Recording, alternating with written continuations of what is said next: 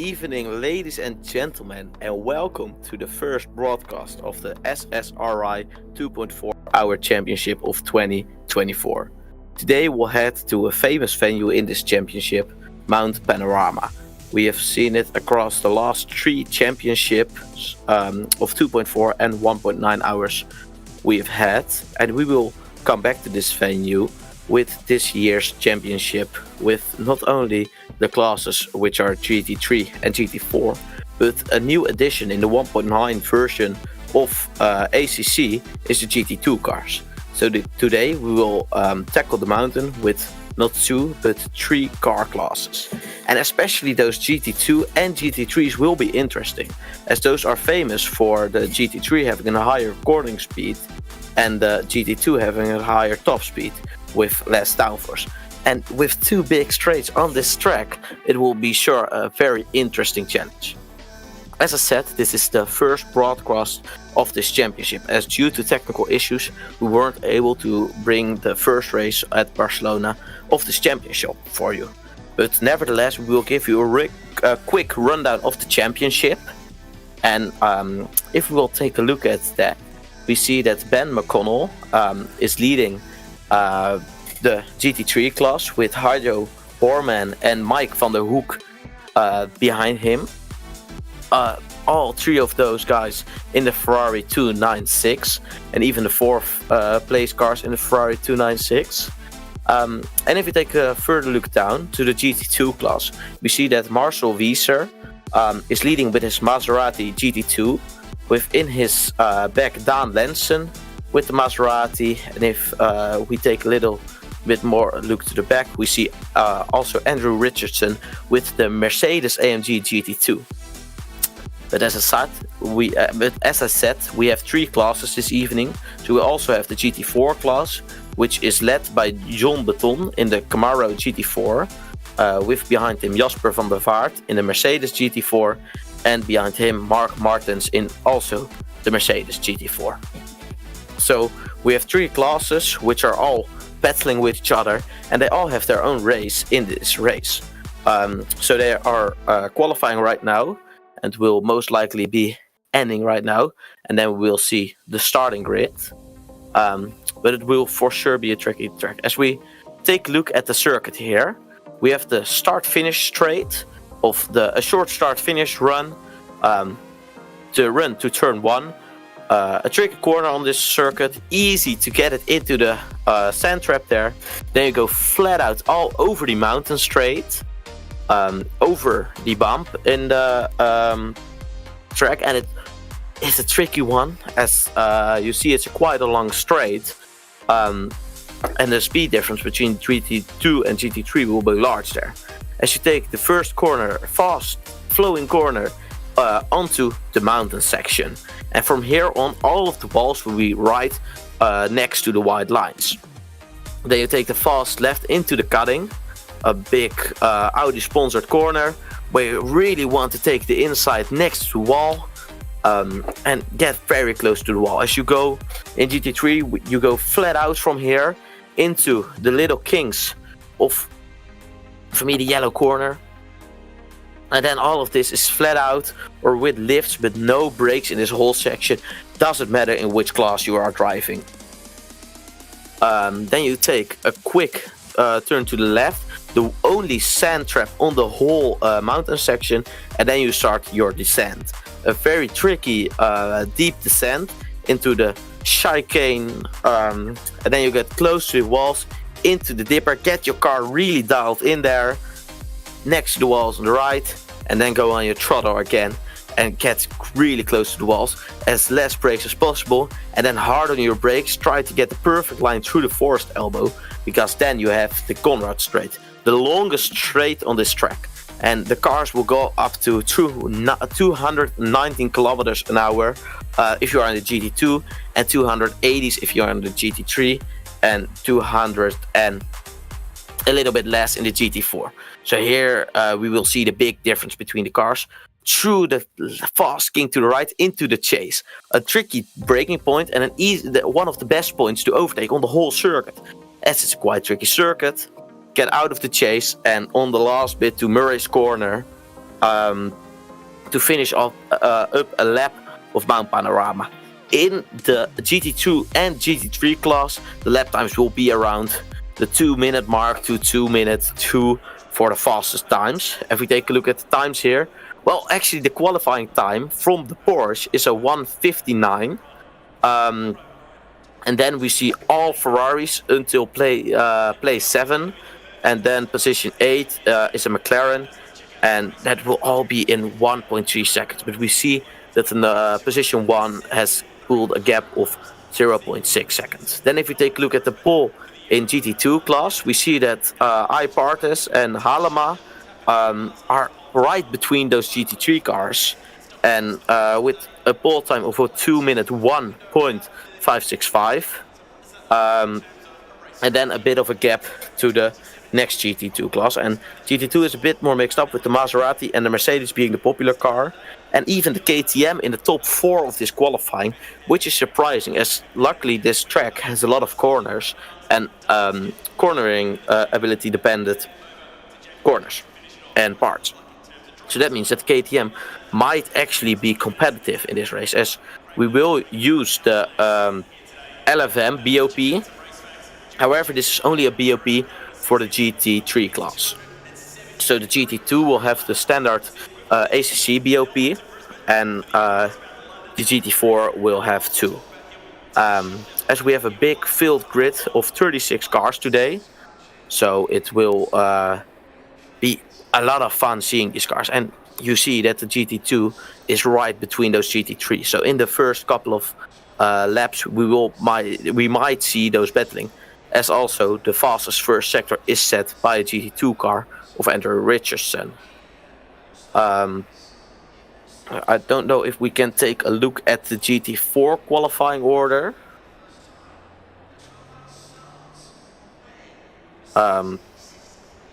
But yeah, it will prove a tricky situation. As we have seen, the corners are as close to the circuit as they can be in ACC. So this race really is into the saying of "it takes two to tango." We will see some lapping between the cars and just different classes. So the higher speeds will be driven by the GT2 cars, and the higher cornering speeds will be driven by the GT3 class. But also, the cornering speed of the GT4 class in the last part of the lap isn't that big of a difference to the GT3 cars with the high downforce. So it will all be a very tricky situation between those, as we have a look at the GT4 class, where we see Jasper van der Vaart with the Mercedes on pole, and also M. Martens on the next to him. Furthermore, Mackenberg. So also the GT4 class, you really see that they have a pace difference to GT3 and 2 class. And I actually made a mistake, as we have 37 cars in the race now, so that will really be of influence to the race, as we have had on this Tuesday. We had a Tier 2 race here at Bathurst in GT3 Sprint Series, and the week before that we had the Tier 1. So a lot of these drivers already had a lot of practice on this track. So this isn't a new venue for anybody. This will be quite an exciting and tricky race. As it's also nice to see that we see a Porsche lining up on the left side of the grid, right on the screen, and behind them all only Ferraris, and that will be a thing. Can he hold off all of the Ferraris? And then further back we see quite some GT2 cars, and then furthermore we have the GT4 cars. So in about 3 minutes time we will go rolling for the formation lap, and then after we did a full formation lap we will kick off of this 2.4 hour championship.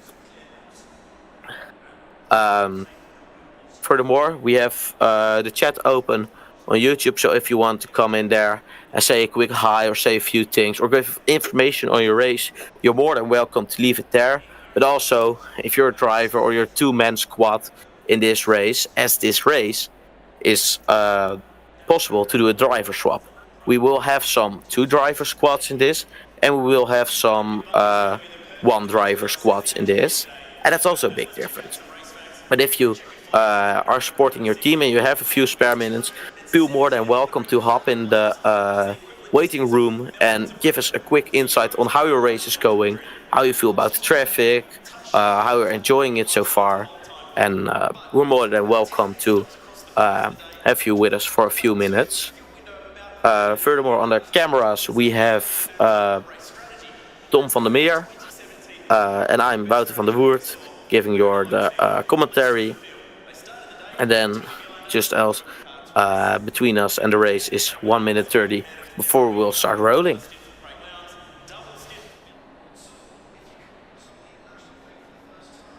We get a quick peek over the grid as we see those beautiful liveries and all of the cars having colors to represent themselves and their teams.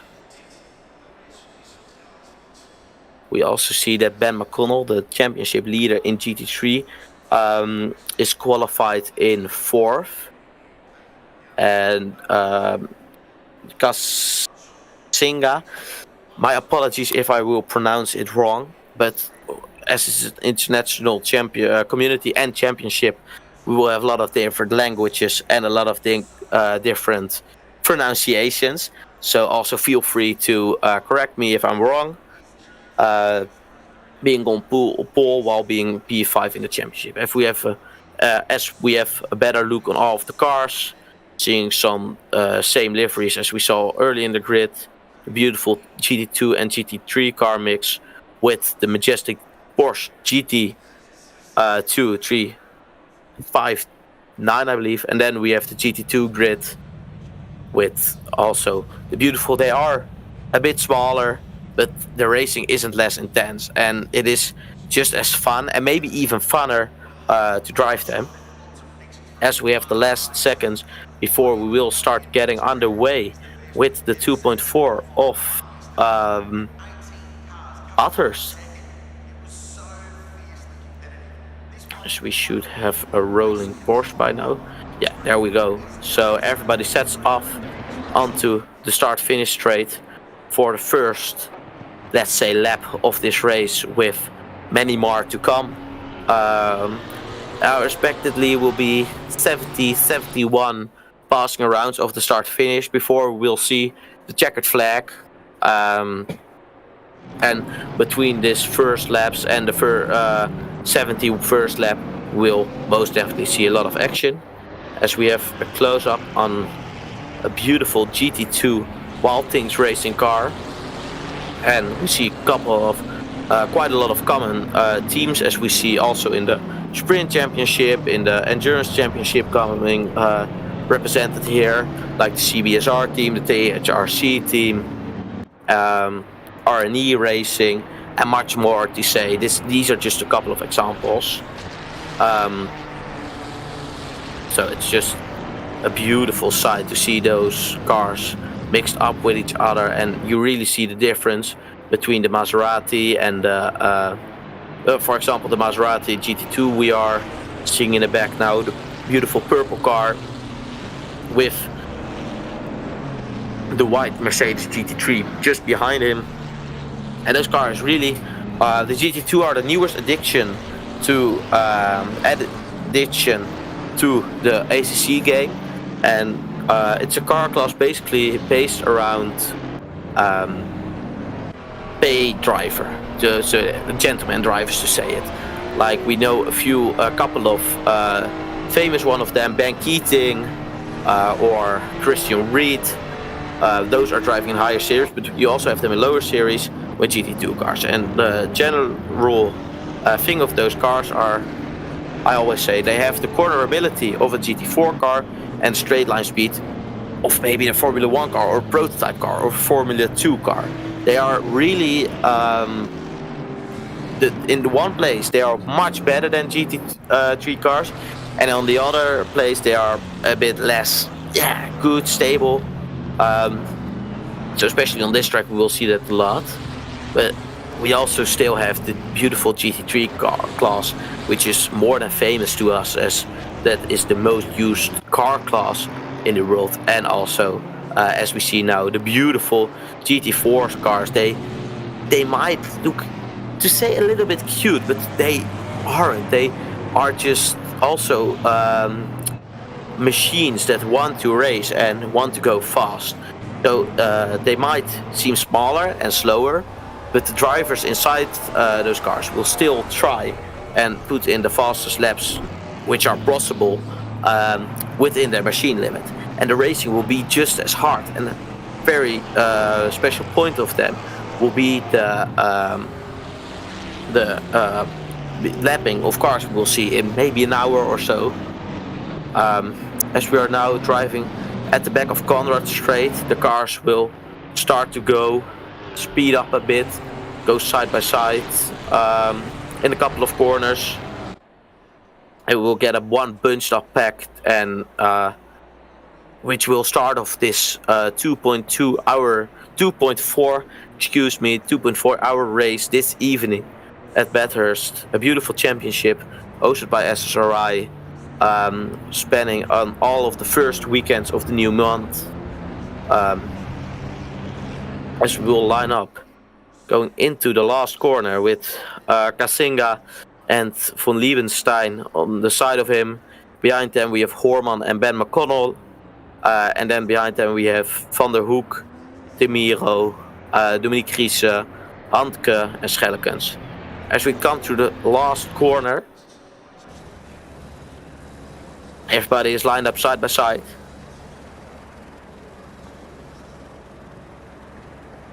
And we just have to wait to the green. And Kasinga takes the green flag, so the race officially started. And Horman goes 2 blocks from Liebenstein as they go all clean through the first corner, side by side. And we see one car going straight through. As we might have looked later on which car that is. It seems to me that it's a GT4 car, John Beton. The championship leader in GT4 has gone off track in the first corner. But then we switch back to Samuel von Liebenstein, chasing the back of Jan Sebastian Kasinga onto the mountain. And there we see the cars going side by side, bit braking, and we see a nice mix of GT2 and GT3 cars in it, going side by side onto the mountain, trying the best they can. They are not fighting them for class position, but they are fighting them for overall position. That fight isn't regulated by class rules or something. If you are on track in front of them, you may defend your position.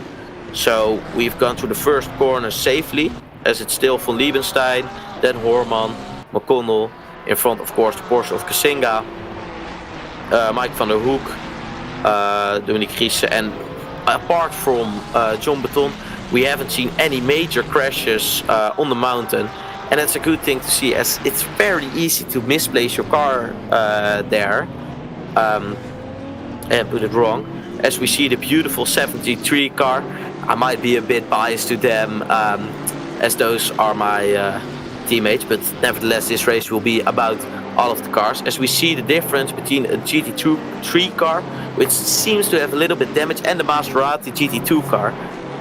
As the top speed difference is just such big that he will get a gap to it. Arwin Wagemaker trying to flash him to make him notice, like, I want to go through, don't block me. But as we see, his bonnet is a bit crooked, so he might have a little tap, as it's fairly hard to come through this track completely. As we have completed the first lap, we see the Maserati of Jesse van Driel going down the inside of the BMW, and he makes the move. So on this straight we will see the GT2 cars moving out to overtake them. And there we will beautifully see just the pure speed difference in it. And that will be a hard point, as Dominique Giese get overtaken by Mike van der Hoek.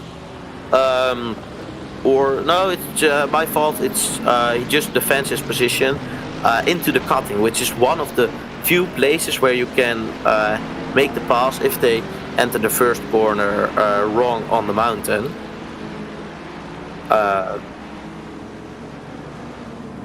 Here we see John Beton going down the inside of the GT4 field, and then braking too late, almost hitting the GT2, but only tapping himself. So no major issue there. Just pity for him that he missed his braking mark, I assume, or just decided to brake late, which didn't work out well. So he will have to make a backup run. But as you already see in his front, we see the Maserati of Mackenberg, so he will catch up to the GT4 field quite fast and won't be a big of an issue.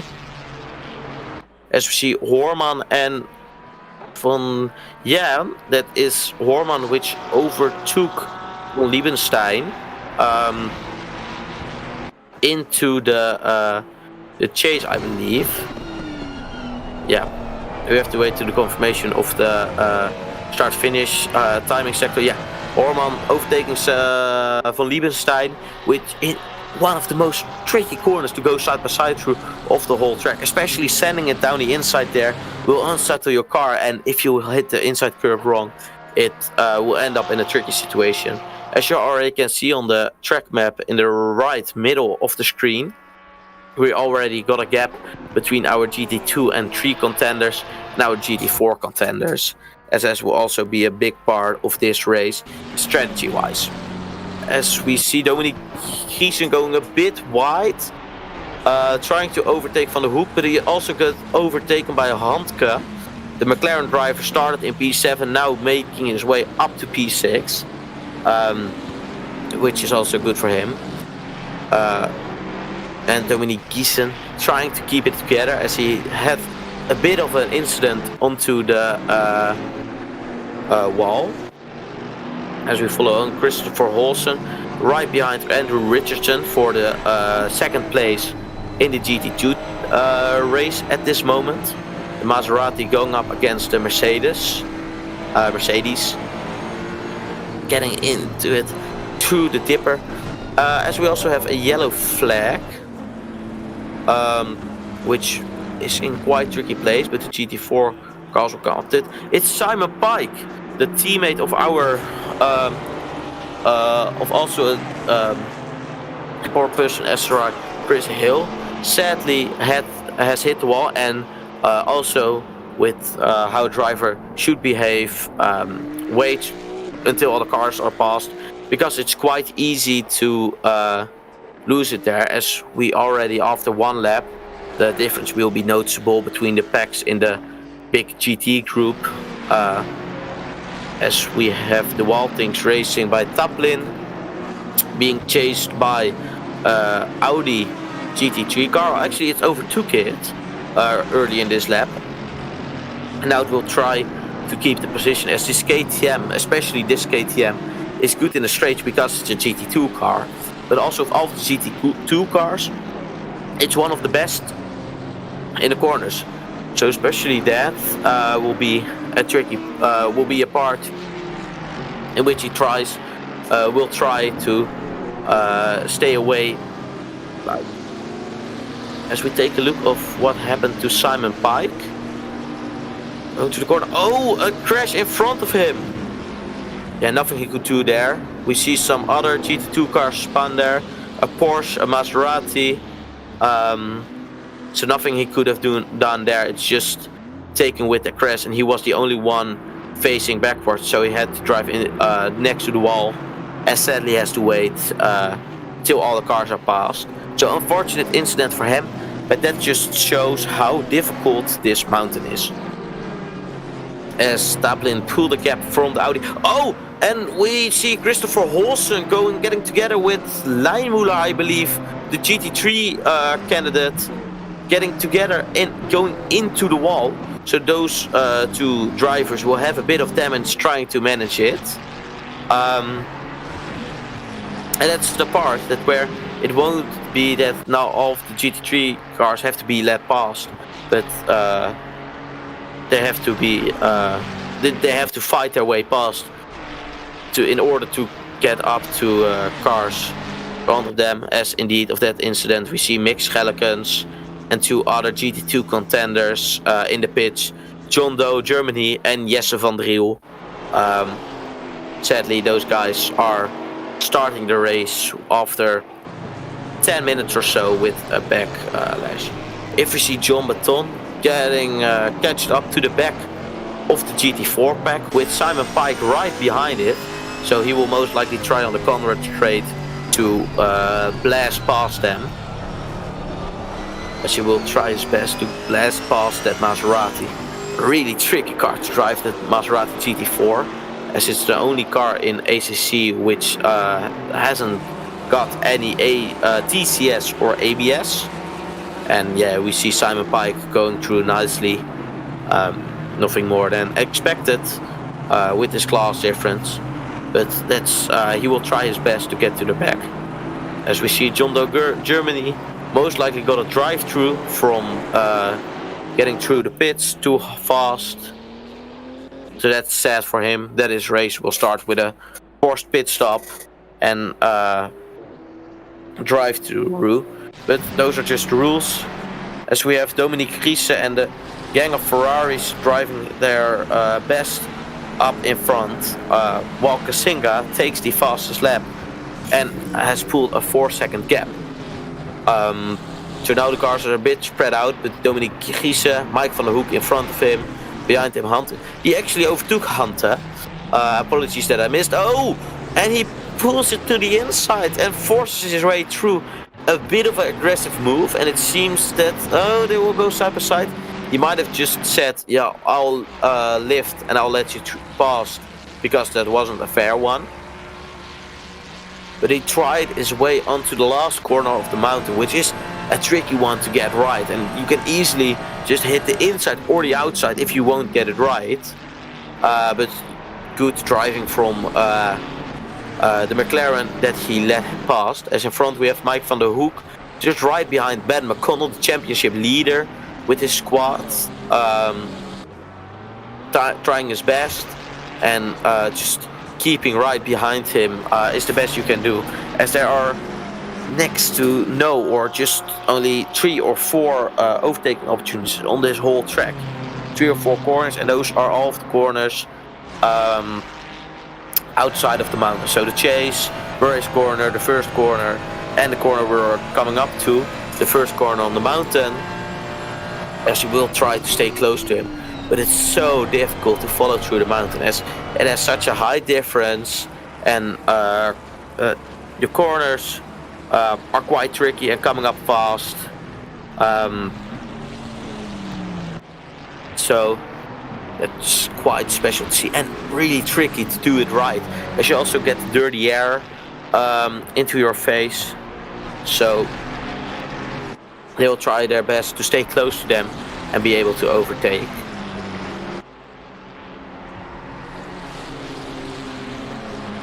The gaps are still, we are seeing some splitting ups in the GT2 and 3 field. And there you really see that some of the fast GT3 drivers we know are also fast in GT2 and are pushing their limits there. For example, we see here the McLaren GT3 being faster on these mountain parts than the Mercedes GT2 in front. But when we come to the last corner, the Forest Elbow, they will both go full throttle, and then we'll just see Andrew Richardson getting away. Behind him we got Taplin from Wayne Taylor, Wild Things Racing. They got the same abbreviation, and there we just see how big of a gap those cars can get on just straight, as we'll most likely see them at the end of his lap. They will be back together, as we see that he was on the back of the Mercedes in front of him, and now the KTM behind him is on his back. So it's special to see how it will pan out, as the field will get more stretched out right now through us progressing in the race. Furthermore, it's interesting to say that in this race, all of the cars will have to pass through the pits at least 2 times. Maximum stint timer is 68 minutes, as we see the Wild Things getting down the inside on the right side, getting past easily due to the speed difference. And now the Wild Things will have to try and stay in front through half the mountain section.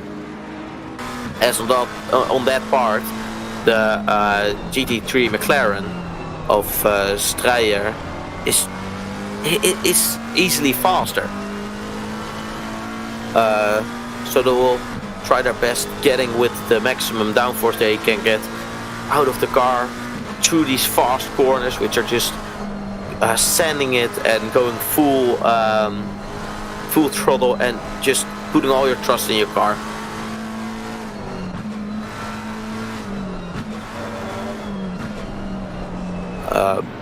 Getting to the back of it, and these corners are special, as these corners are a lot of mechanical grip and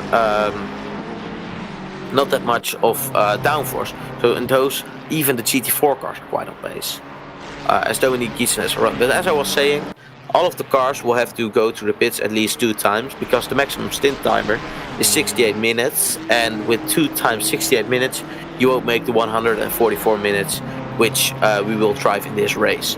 So even that brings a lot of strategy work to these races, as each car has different fuel has a different amount of fuel they can bring with them, and different strategies. So it will be interesting to see how they will pan out. If we follow in with Rigatti on his McLaren, as we see a Maserati going into the pits there, but we will follow the other Maserati. It's Yannick Valenduk with the Arwin Wagemaker for CBSR, just right behind him, getting into the pit stop. It might be an early strategy stop. It might be that they had some damage, as we saw Arwin having a bit of a moved up bonnet before. As here we are with Dominique Giessen, which is going slowly, which is surprising, as we saw him fighting in the front group.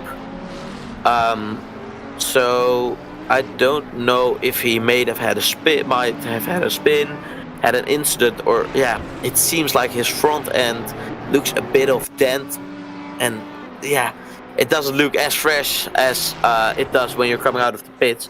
So I might expect it having an incident, as we get the replay of it next to Mike van der Hoek, going into the first corner of the mountain, side by side, difficult corner for that, and just having an incident and being pushed out wide into the wall. So that will be a pity for him, and as he's also shows good sportsmanship, he will wait till the cars have passed him, and safely for him to rejoin. So it's sad to see a front runner getting hit like this, having an incident like this, as it will be for the steward to judge who's wrong, if any of the drivers want to say and want to get some results of it. It's a pity for him, but for this Mr. Handke with the McLaren, it will be a freebie of position, and now he will be able to attack Mike van der Hoek, as he already does. He shows that he is at the back of him, and with being the fastest McLaren in the field at this moment, he will try and show his nose around, and might even go for the overtake to show this. As we take a look on the they're getting close, the place where it went wrong 1 lap ago, getting into the corner, staying right behind him, as there we see on the right hand bottom of the screen, we see Dominique Giessen getting into the first pit box of this pit lane to repair the car and get out again for the rest of the race, as the McLaren of Handke is so close to the Ferrari. But through all these corners you can get so close, but it's just almost nearly impossible to overtake. It's really hard to get it right into the corners, and especially these corners, as they will surprise you if you haven't practiced 1,000 of laps, and they will bash their way. And now we will see them going onto the back straight. Handke trying to get into the toe on the long Conrad straight, into the chase, staying right behind them. The mighty McLaren going up to the big Italian Ferrari. As you will really see the overspeed slipstream cars have in the chase, and he won't have enough of a slipstream to make it. So he has to try again. One of the few overtaking spots here in Murray Corner, but then the driver in front of you has to make a fault into the as we see Dan Lensen, I believe, going for the overtake of Christopher Holzen into the chase, which we saw just a few seconds ago, the McLaren. So that is an actual all-class overtake in the GT2 class. While they are also high up in the GT3 class for P4. So not yet for a podium, but this will release Dan Lensen, trying to get after the cars of his class in front of him with this beautiful GT2. As we have Taplin going down the inside of the Ferrari, working off those GT3 cars as if they are GT4 cars on the straight.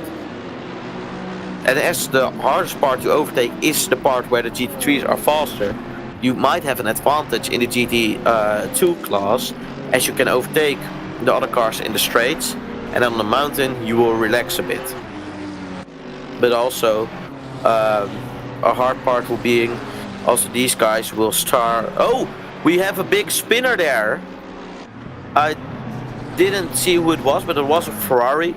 So it's Ben McConnell, the championship leader, has spun big time on the only gravel trap on the mountain. So also his bonnet looks a bit put upright, so he will most likely come into the pits and try to recover the best he can. As that's also one of the runners in front. We had to put the challenge to Casingena, the Porsche in front, so he will try to fix his car, getting overtaken by a GT2 Mercedes. So we got the replay of the incident right behind the BMW, which is for position, as we saw those two cars colliding earlier, but even blue flags. It takes two to tango, gets wide on the curb, and he crashes into the wall. That's a pity. Luckily that nobody did hit him so far.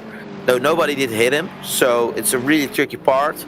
But that's when you get too much curb in there, it is tricky to get it right, as we see him strolling into the pits. And as I said, he was one of the Ferrari contenders, having to put the challenge to the front runners as Porsche running away. But we are focusing on Pritje with his Audi. We saw him being overtaken by the Wild Things, but he's just behind the McLaren, pulling out on the side of him into the first corner on the mountain, in the inside, and makes it stick. A little bit of a door banger there, but we didn't see any incident like we saw earlier. So that's nice racing from the both of them, and a beautiful move made by the Audi on one of the overtaking spots, and now being able to try and unleash his more power, trying to get to Tim Miro in the Ferrari in front of him. There we have Milan Dauma behind Rigatti in the McLaren, also being stuck on the mountain.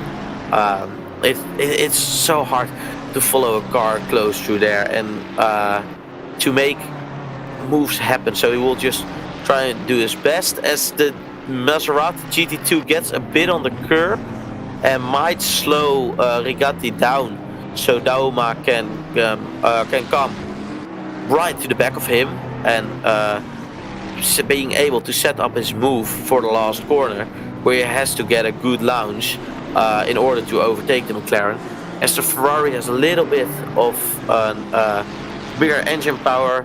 As there we see Handke and Mike van der Hoek, two of the front-running GT3 cars, spinning out at the chase. So Handke also going on the way, Van der Hoek already being underway. So that's a tough one. As we saw those two battling, and now also they were standing facing the wrong direction of the track. So that's a pity for them. But now we have other cars going up the order, as we have a GT2 car overtaking the 69 of Aaron van Dreunen, the CBSR car. So this is the leader in the GT2 class with a Mercedes GT4 car, as we have a beautiful shot of those GT3, GT2 and GT4 cars. So already the front runners getting through the field of the GT4 cars, trying to be as clean as possible. Here we have the replay of the incident. Yeah, here we see the GT4 class in the way, and a lapped BMW. Ooh, and the McLaren of Hanske spun with trying to avoid the lapped BMW, and with him spinning, he tapped the Mike van der Hoek Ferrari, which also had an issue. So they won't be too happy with that one on both those squads, I believe. And they will try their best. As we focus on the leader, trying their best. He got overtaken again by the CBSR car. So those two Mercedeses will follow each other as they also go past the Alpine car, and here you just can see how much he closed up in just the straight with those with that straight line speed. There was a gentleman rule set up that the GT2 cars, when they are eventually being lapped, that they won't go full throttle, and just at the end they will lift. They'll show a bigger lift. But as this is for position, none of that applies. It will just be racing with cars with different characteristics. As behind him we also have Andrew Richardson in the GT2, so that will be an interesting one. Two high-speed Mercedeses behind the GT3 Mercedes. As they close in on Aaron van Dreunen, getting to the side of him, but the leader has to also try to get past, and they will still be behind him, so no position change there. And also the Waltings Racing KTM getting involved while trying to drive away from the BMW.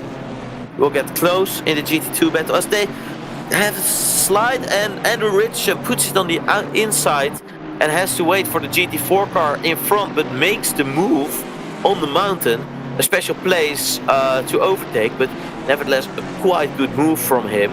But now they are stuck behind the GT4 car, and there is being said that if you are behind the GT4 car, it is frustrating as a driver. You know you can go faster, but you have to know the cars in front have a little bit less apex speed, but you will try to go as fast as you can behind them, because you can simply almost can't overtake here.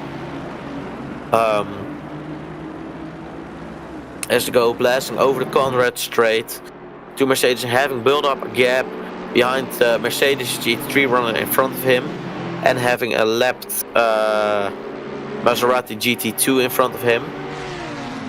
As we see one of the more happier drivers now, Priatje being past Streyer and in fight with Tim Miro, as Streyer goes down outside and he hits Tim Miro, and Miro goes off the track into the wall with a Ferrari, which looks like, yeah, he looks like he went in the wall because he went into the wall.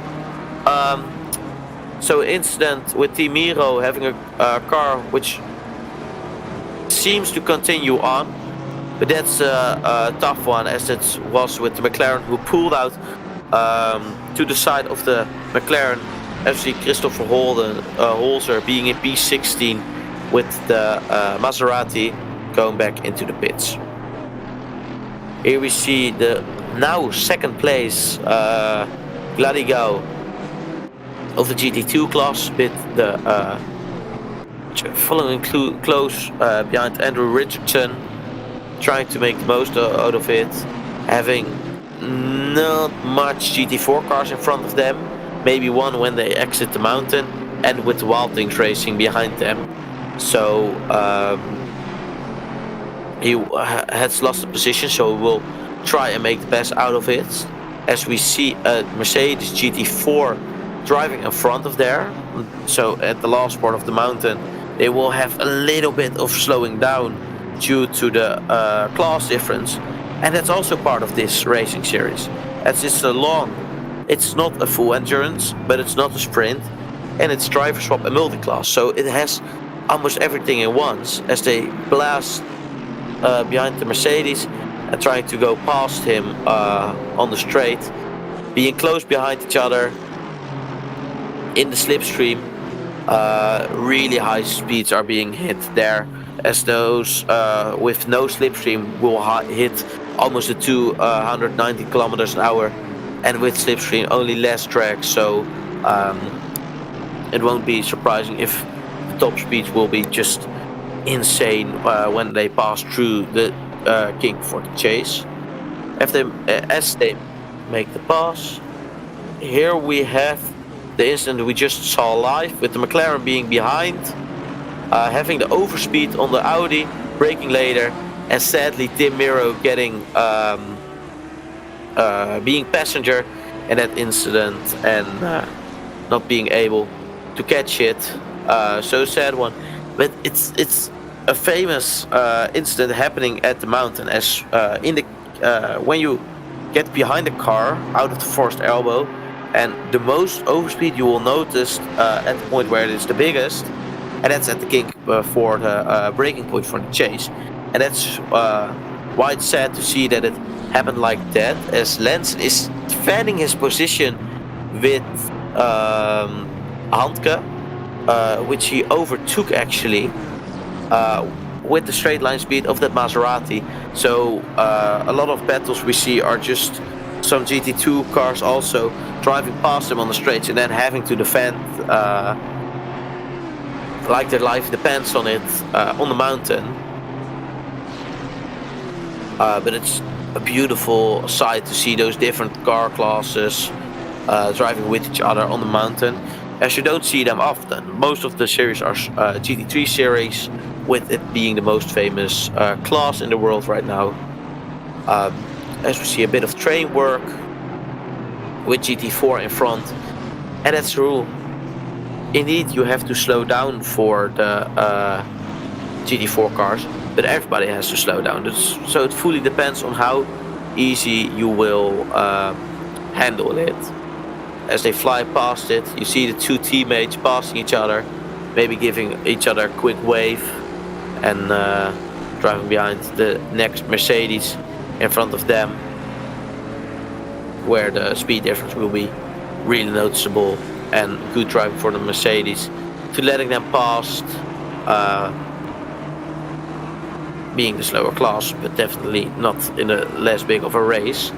As we see cars going too wide, everybody trying to make lose the least amount of time with lapping other cars, and also with being lapped is a big challenge to lose as less time as possible while getting away. Well, not really away, but letting the other cars pass. This isn't Formula 1. You don't have to brake out of the corner to let them pass. As we see Dan Lensen getting another position, at least trying to, having to defend from the McLaren behind him, and now taking on the fight with Mike van der Hoek in front of him, as he took the position of Handke. But we saw them going side by side, so that's a battle which isn't done yet.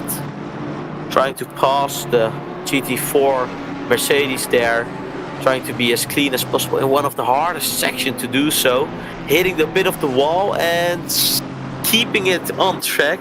Great driving by Dan Lensen by not spinning out on that one.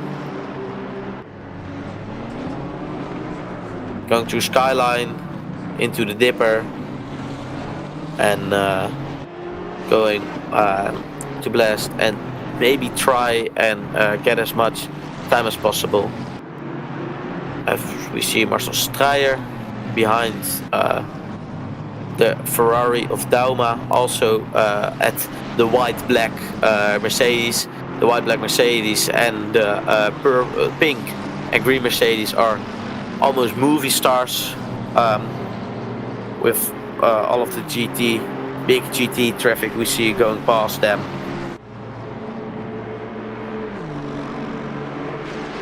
Into the king for the chase.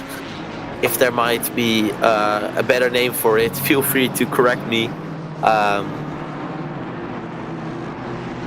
And doing their best to make multi-class racing work on this fairly difficult track, and lose as less time as possible. As we see the greenish Mercedes AMG being overtaken by the pink green Mercedes AMG GT4 and the black-white GT4. So now we have Jasper van der Vaart in the lead, with behind him Mark Ham. And as I say this, I might have to correct myself, as might be a left car, the green Mercedes of Peter D'Ambrosio. But also Mark Ham going on the outside for the overtake into the first corner. So just Mark Ham taking the lead of the GT4 class after some left car situation with another GT4 car, and now trying their best to be on the mountain. As here we haven't seen him too much, but 70 laps and Kasinega still going strong. He almost built a gap of 10 seconds to the Ferrari behind him, and he is just pushing on and making no mistakes. So just from start to finish, he is doing a stable job and nothing wrong. So being able to survive the passing of the GT4 cars. So he's doing a stable job until now.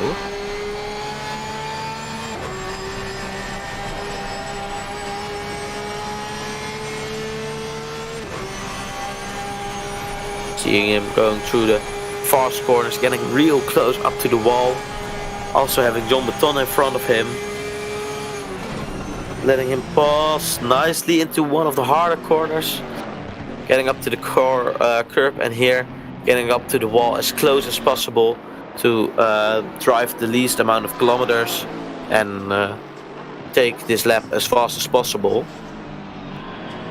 and just doing it as the best right now until this point. So he will build a gap, and behind him all of the GT3 runners are a bit spread out, getting into the rhythm and doing their best. As we have the first pass round, as we have Jasper van der Vaart getting up behind him, behind Mark Ham, into the slipstream, but not able to make the pass onto the mountain, as he had a little bit of overspeed out of first corner, going into the cutting. Will come out in front. Yeah, but a bit of overspeed, braking for the corner. Van der Vaart will stay behind him for R2E with the special looking Porsche 935 to say the least behind him. He might try and use it to his advantage on the mountain, as even though these cars are running one lap behind, they aren't running one lap behind in their own battle, so they will try and do their best, pushing each other to its limits and fighting, and then the GT2 car can wait till the straight and blast past them and shouldn't force his way through, as he does fairly nicely. So getting onto the Conrad straight, letting them pass, don't bring too big of a fight, as you really can't, as GT4 car on top speed, shoot GT2 and directly getting behind in the slipstream of Mark Ham to try and stay with the leader of the GT4 class in the first almost 45 minutes. As in the chat, we have also quite a lot of people Stefan, Chris Hill, Alex Crawford, Nick, Ivo, Ruben, Alexander, so and Richard, of course. So feel free to hop in there and give us your insight on the race. As we see that Simon Pike, which we saw in the wall sadly, has elevated understeer at the front end, which doesn't always sounds too great at the mountain where you want your car dialed in like one of the circuits where you want it the most of the whole calendar. Here we see him, Simon Pike, with the beautiful green, yellow and blue car.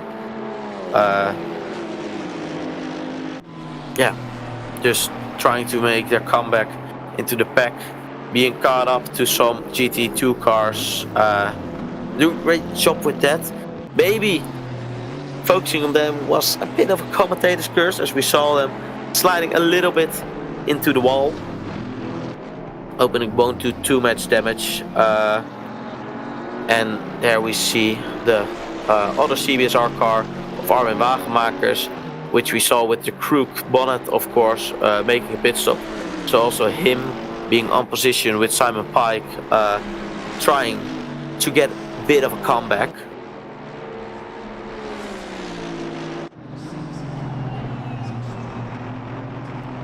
Oh, there we see Rigatti into the wall. The car 104 and actually being towed back to the pit. So that would be a harsh incident if you have to decide to tow back to the pits. We saw him standing in forced elbow. So that's a pity for that team having such an incident. As we follow on, Patrick Bijsters being behind Handke, the car we have seen going off earlier in this race.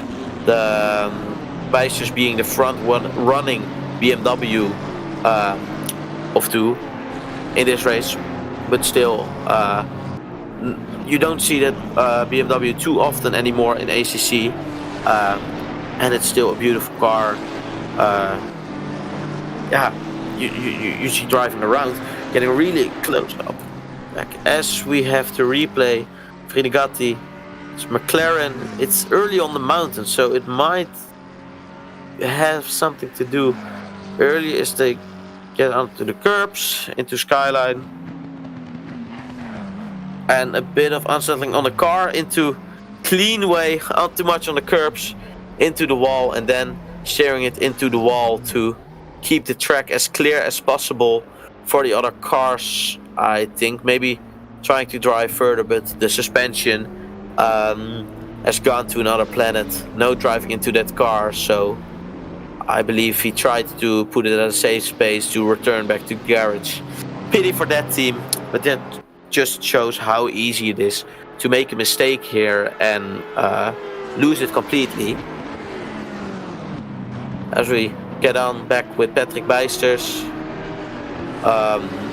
just behind Handke in the McLaren with the BMW, and just getting it back at him as the field is a bit more spread out right now, so everybody can come into their rhythm and drive their laps until someone comes into it and decides to make it tricky for you. As after about we have had 40 minutes for now in the race, so I might give you a quick rundown of the order.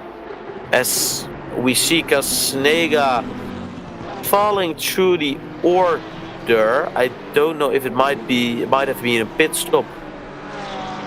Yeah, he had a pit stop. Apologies for not directly seeing it, but so he lost lead to Horman, and with behind him Von Liebenstein and Aaron van Dreunen with the CBSR car. Then right behind them we have the top three of the GT2 class. We have Andrew Richardson in the lead, which we saw took him from Gladigo. Sorry for the mispronunciation.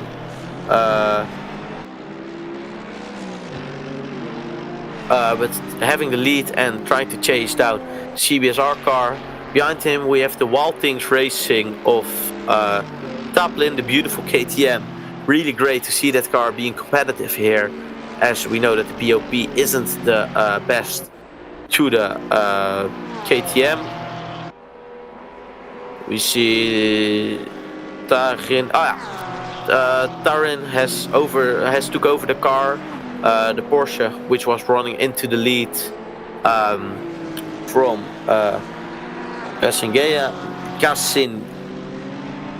Casingena. Really much respect for all of the commentators who have to do this with a lot more names. With Gladigo being P3 in the class of the GT2. And yeah, here we have Armin Wagenmakers being behind Simon Pike, as we saw them a minute ago, still being in the same order we saw them. Wagenmakers might be shouting a bit, trying to go past it, but when you enter these straights, a little of a tap from Simon Pike, so that might create an opportunity for Armin Wagenmakers.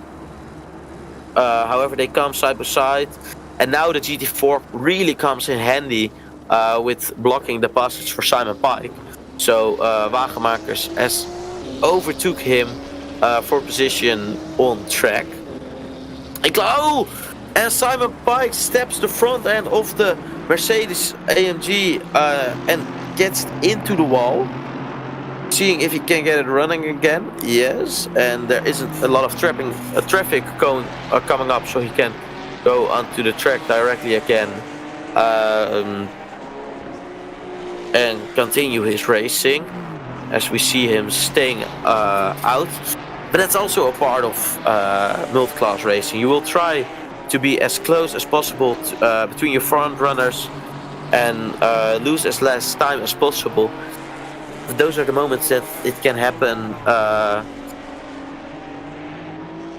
Those are the things that can happen if you misjudge the length of a car, and then a fault is easily made.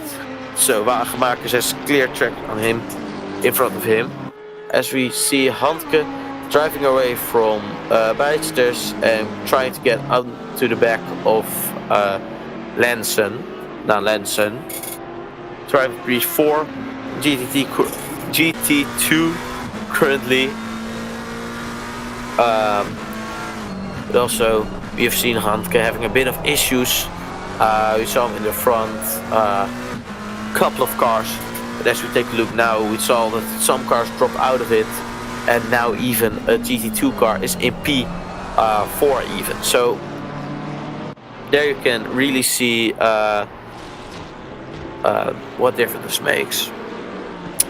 And a good evening to RT Ruben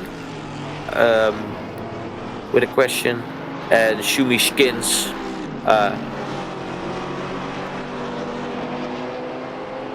So also welcome to you in the chat, as we are on board with Andrew Richardson. Driving a great race so far. We saw the overtake from him on Gladigo, and now driving away from the Wild Things Racing and doing his best. As we see Mike van der Hoek, also a car who had an off, as we saw. So he is at the back of the Audi from the field, trying to get his way past and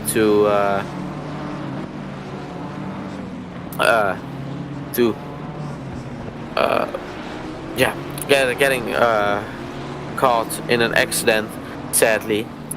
As we see the Simon Pike car apologizing for the incident. So great sportsmanship, and a pity for them that they had such a tap. As we see John Baton, the car which went off in the beginning, tried to make a comeback,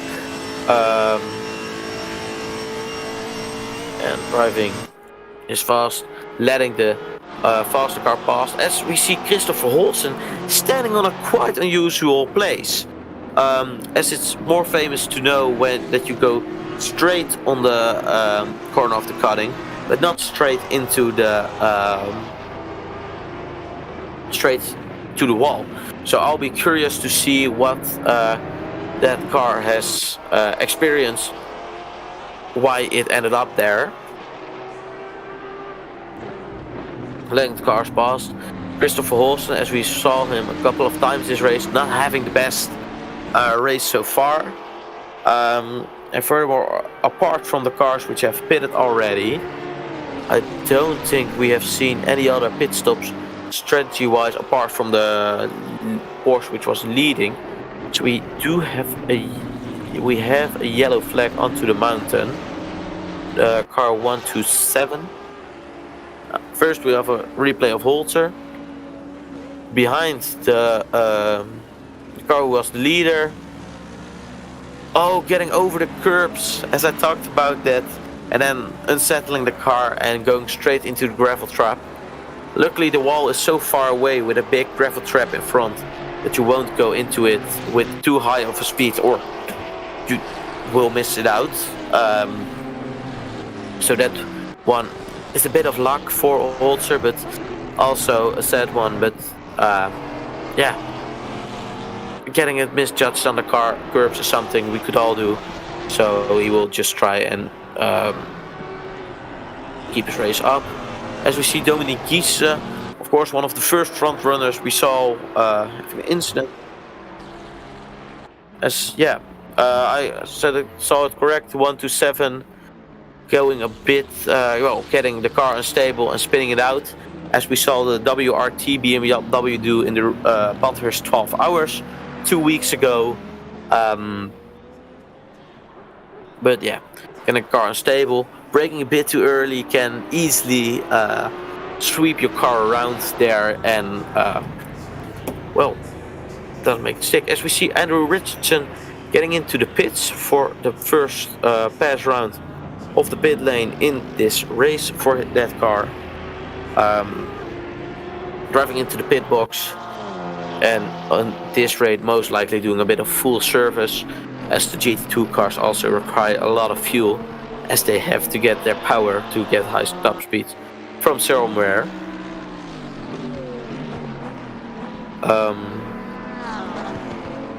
Richardson in the pits, so we see the Porsche of Tarin, which was leading, getting that position back and trying to push as much to see if when the front three GT3 cars pit to get the position. We see Richardson going out of order, but that's what we expected as he made his pit stop. And there we see the current leader of the GT2 class with the KTM, one of the only cars in ACC which has his dashboard on the steering wheel. And a special thing about this car is that the whole roof of the car with the windows will come off if you have to take a drive swap in real life or something. But such an interesting car.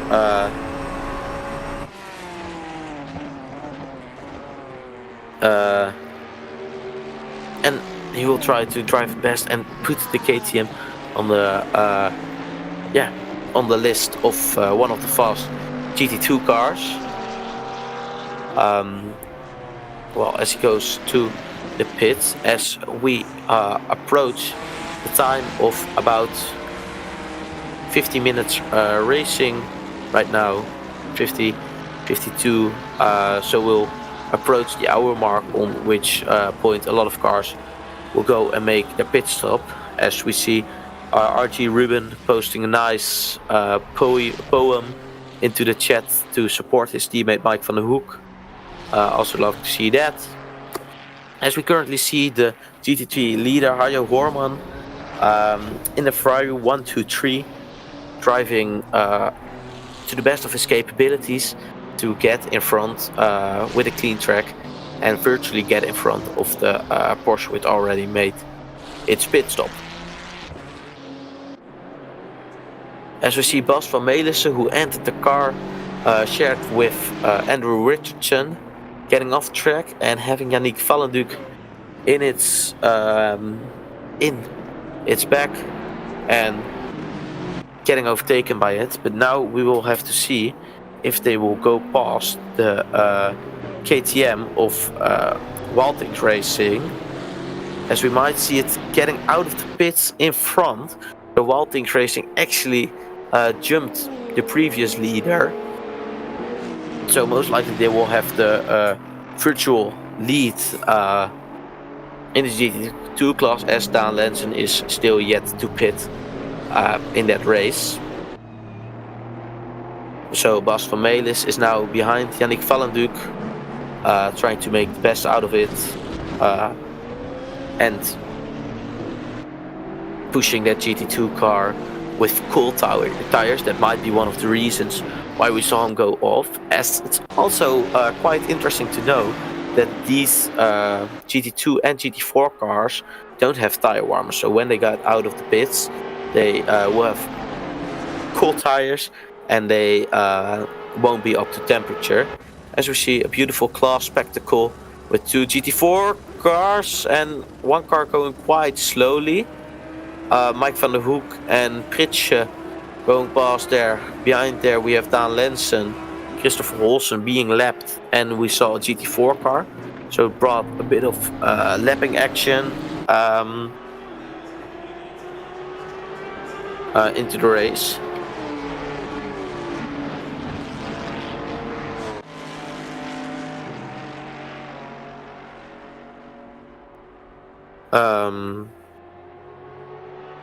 Well, we see a nice queue of cars with the fast GT2 cars getting to the back of that. My apologies. And Christopher Holsen actually going for the overtake to lap himself even. So interesting move to see. And but he's completely allowed to do it. If they can do it safe, all of the drivers are allowed to unlap themselves and try to get positions back as much as they can do. As we have Nigel Therin at the back of Aaron van Dreunen, which is being held up by Mark Ham in the, I assume, still leading GT4, as he's to the back of him, trying to get as close as possible to the CBSR, having to watch out for the CBSR car, as they have the reputation of driving with their alcohol promil being above the legal driving limit. So also good to see that car being such a good position. As we know, these guys can be fast while Therin goes at the outside, has a look, but doesn't make it stick. But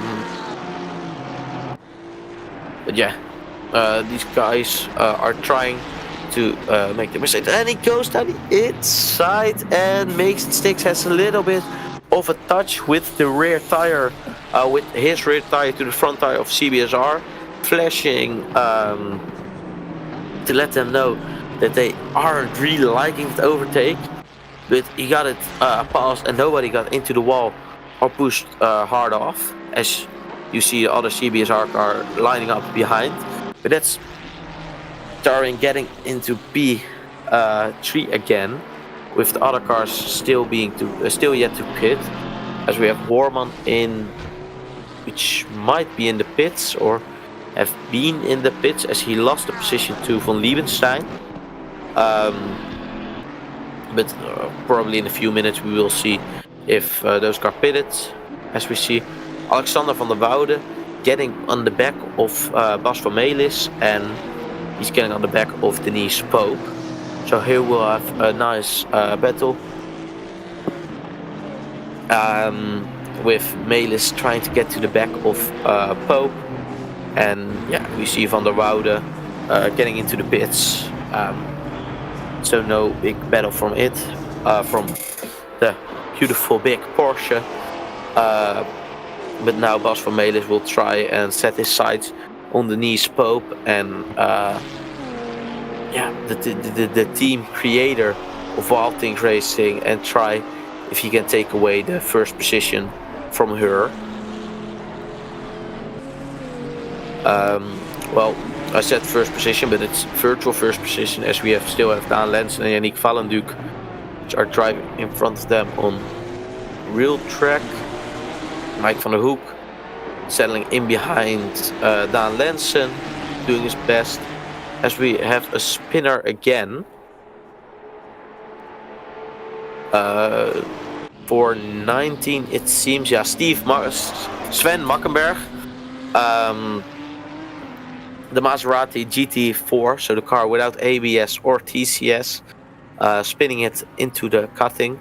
It's one of the easier places to spin your car around and getting stuck, as the field is spread out a bit, but you still have longer trains. But he also has quite a bit of a crooked front, so that sends signals that the car had a bit of an hit. And brought it into there and hitting the walls a bit, getting out of the ways. So sad to see the Maserati, which was one of the cars which was almost not represented, but now with the coming of the GT2 class, a lot of drivers are also driving the Maserati. Here we will get the replay of Sven Makkerberg. Yeah, just getting it loose on the corner. Actually hitting the inside and then the outside. And then a bit of the locomotive over this track came past him, and he had to wait till cars were passed to make it.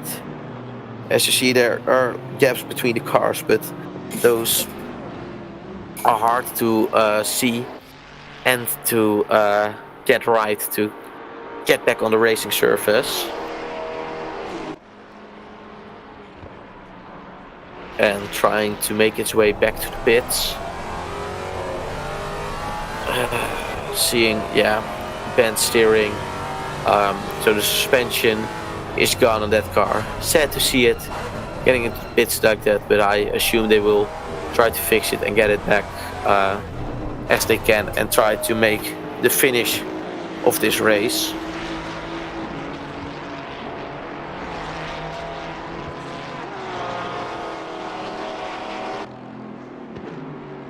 Armin Wagenmakers behind Van der Woude, which went into the pits.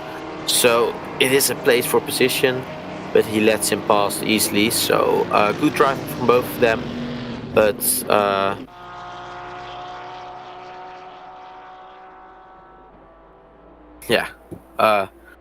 good sportsmanship in letting each other pass and making it like that.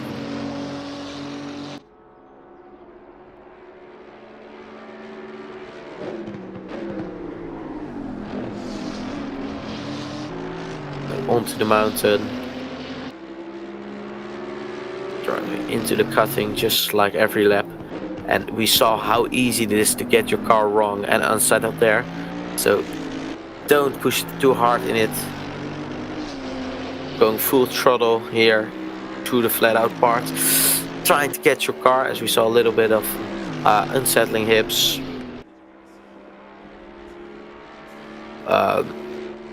Getting into those very fast corners. Onto the curbs, close to the wall. And last part of the fast pieces. As we see Mick Schellekens getting off the track. My apologies, I was watching the YouTube chat to see if anybody said there, so I might have missed it a bit, but we see him going off track, and with a car you see him in the driving, a bit of an alignment. As you see Bas van Melis behind his Mercedes companion, but only it's a GT3 car.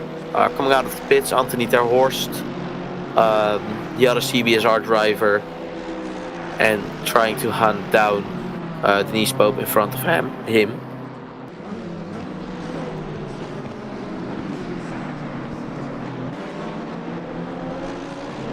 Onto the last piece of mountain part, and then trying to go as fast as possible through the forced elbow to make it. Here we have the replay of Schellekens getting onto the mountain, going wide. Ooh, and losing it there on the curbs and hitting the wall a bit. And then it is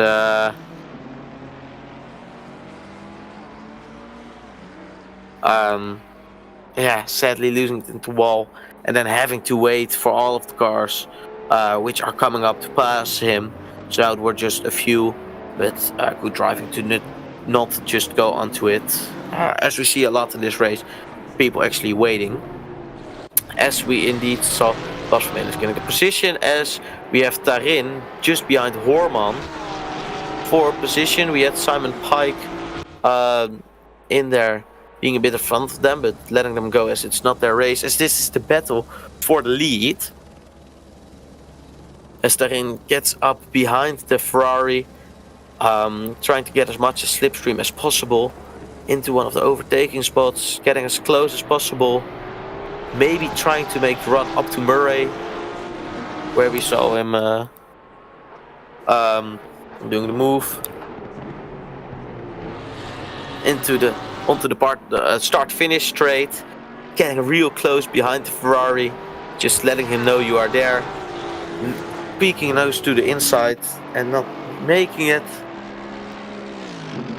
and then onto the run to the start-finish straight.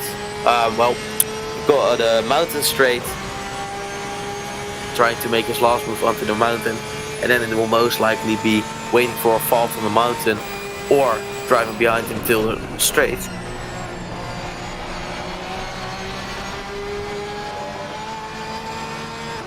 Getting close up behind, one of the hardest corners to follow a car through, as it's so difficult to see through the cutting. Getting close onto the wall, but due to the narrow track not being able to overtake him. It's a great battle to see this after 1 hour of racing for the lead in the race. Really pushing the limits of their car. A little bit of scraping the wall there, but that happens to everyone. It just shows how much they are maximizing the track usage. Into the dipper, putting the car in, getting it right through the last corners before the fourth elbow and out of these corners. It's just so important now to get a good run out of it and get into the slipstream, as this is one of the best and possible overtaking opportunities to get it past, as he is in the slipstream. You see him gaining. The overspeed on the Porsche is there, and now the biggest part, getting it to the inside but still not being able to brake later, as both of these cars are braking up the latest of their possibilities.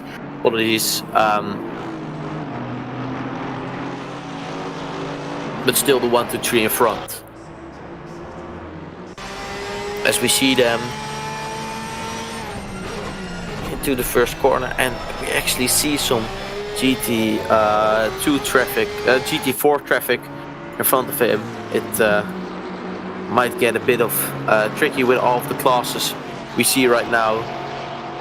Getting past that nicely into the slipstream.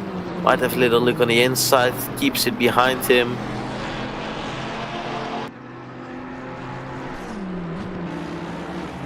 And such close margins, 2/10 through the last timing point. As we also saw, and GT4 Aston Martin coming a bit into the way, but they made it both through with no major incident. But now they are really nose to tail. I wanted to say engine in gearbox, but it's the trunk of the Porsche into the engine of the Ferrari. Getting through the skyline.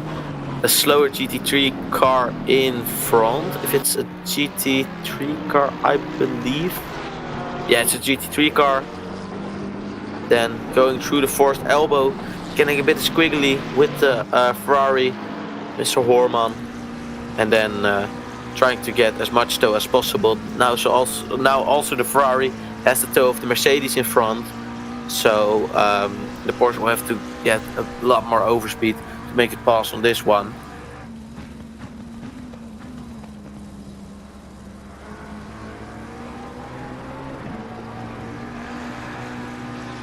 And he will get it right at the back of him. It will still stay there. Just a quick one, as we're almost 1 hour in the race and a lot of cars have made their driver swap. If you might be the teammate watching right now and you've just driven a stint and you want to give us a little insights on how it was driving, feel more than welcome to enter the waiting room in the Discord, and we will ask you just a few questions about how the race was. If you want to give our insights, and you can leave your teammate, of course, in this tricky race. But I would imagine that the teammate of Tarin. Actually, Horman gets it wrong and swipes into the back of it. It seems like it might be a little contact there. So both of those squads will be at the edge of their seats at the moment. But it also seemed a bit like Tarin hold it off so that he won't take the lead, and it will be more and just bit of gentleman racing that he noticed I hit him, so he decided to wait. But it will definitely heat the battle between these guys immediately, and he just showed that I want to get past you, and I am trying to overtake. As far as my knowledge goes, Jeroen, there is no live stewarding for this race, and it's mostly a bit of gentleman driving. So as we saw, most likely the Porsche lifting up a bit, saying like, I made a mistake, just continue and I will battle further. As we see it to the back of him, but not being able to go down the inside or do such shorts, as they are both braking to the limits of their capabilities. So no overtake possibility there yet. As we are almost at the halfway mark of the race. And still the Porsche, which started the race on pole, being in P2 now. Trying to make its way, and Horman, which started in P2 or 3, also being still there, and Sebastian van Liebenstein being a bit behind them, but also driving a great race. And we're following Bijsters on the back of Bas van Melis. Of course, a faster GT3 car, as we saw earlier this race, at the back of the GT2, but at the moment when they will go on the straight, they will blast away. But the BMW will most likely try to get much of toe as possible, as behind him is Anthony Terhorst, which is a battle for position. They will try to overtake them, and it's the GT2 is now actually fortunate for the Mercedes behind him, as via that way you will be able to have a bit of an overspeed on the Mercedes trying to overtake him, as we still have to battle for the lead on our right bottom of the screen. And also in our screen we have the second place in front of these GT3 cars. Behind the third Mercedes in your picture is the GT2 P3. As we go back to the leader battle, and they are actually going side by side right now on the Conrad straight into the King. The Ferrari still has the gap and still no way to get it past under braking there, but really nose to tail, really side by side right now. Bit of overspeed, braking later by the Porsche, going side by side, a bit of a door banger, pushing it onto the curbs. Hard racing between those two. Now it really gets into the phase of air racing with little bits of contact, and they are really trying to do their best to get or stay in the lead of this race. As we have passed the halfway mark, we see Christopher Holsen, one of the cars we saw a lot, actually making overtake on Van der Woude. So a pink car on a pink car from the cutting to Murray's corner, getting the overtake done and gaining a position in the GT2 class. As we see both the cars slowing down, they're will be a replay of the crash which happened, but we know now that Tarin has taken the lead. They will go like this further. So in a few moments we will have the replay of what happened there. But for now the Porsche will be in the lead, which it had from the pole position. So those two cars which were the battle, we saw some damage, and a lot slower is the car going behind Horman. So in a moment we will see what the incident was there.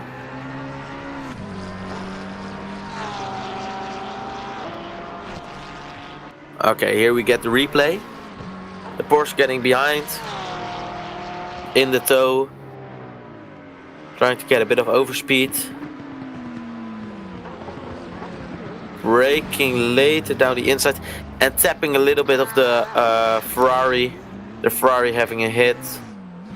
The Porsche, well, it seems to try and get the position. So yeah, it might be up for the stewards after this race to see what they want to do with it. However, the only thing we know now is that for the moment the Porsche is driving in front and has clear track in front of him, and we saw the Ferrari having a bit of a crooked rear and might be losing some speed due to this little incident.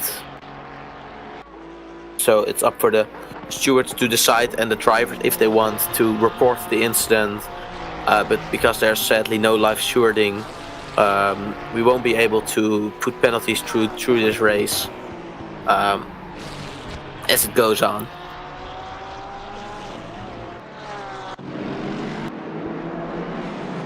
As we follow on with Daan Lensen, following Bas van Melis, which lost the position to Halema, so P4 and P3 in the GT2 class.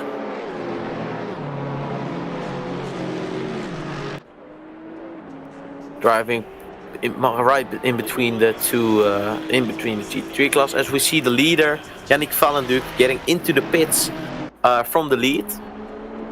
So from there, Denise Pope will take the lead of the GT2 class, with behind her Halema, and there we have Bas van Melis and Daan Lensen. So the 2, 3 and 4 we see on one screen, and the number 1, the beautiful pink car, driving far in front and trying to drive away from the other cars which will have a GT3 car in front. So for the straights they might have to wait a bit and let it continue on, as that's just an important part of how this race is falling out. As traffic, as we have seen, has played a big part in some overtakes. As we see Jan Valenduk getting back in the order due to his pit stop. And as a reminder, every car has to pass to the pits at least 2 times, as the minimum stint is 3 due to the stint timer, which is forced by the event host. So a lot of tactics can get in the way, as we saw that Valenduk does first pit stop after an hour of racing, after more than the half is done of the race. As we have Rick Krans driving here with a drive-through, so he will most likely have had has driven too fast through the pits, as it's nearly impossible to get track limits here on Mount Panorama, because most of the track limits are just walls.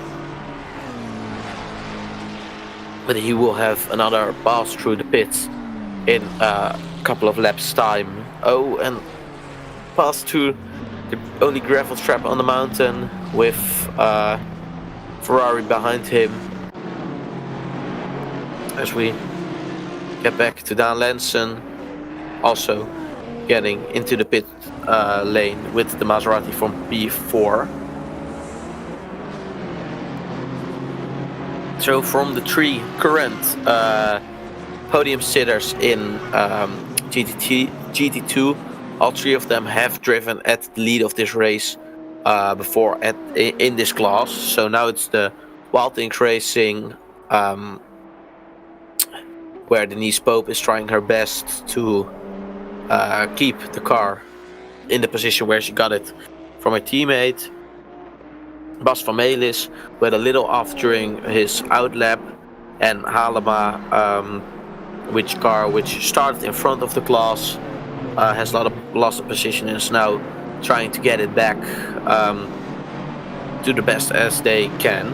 So it will probably pan out in a pretty interesting fight in that class. So here we see the Mercedes trying to follow through on the Maserati, the KTM.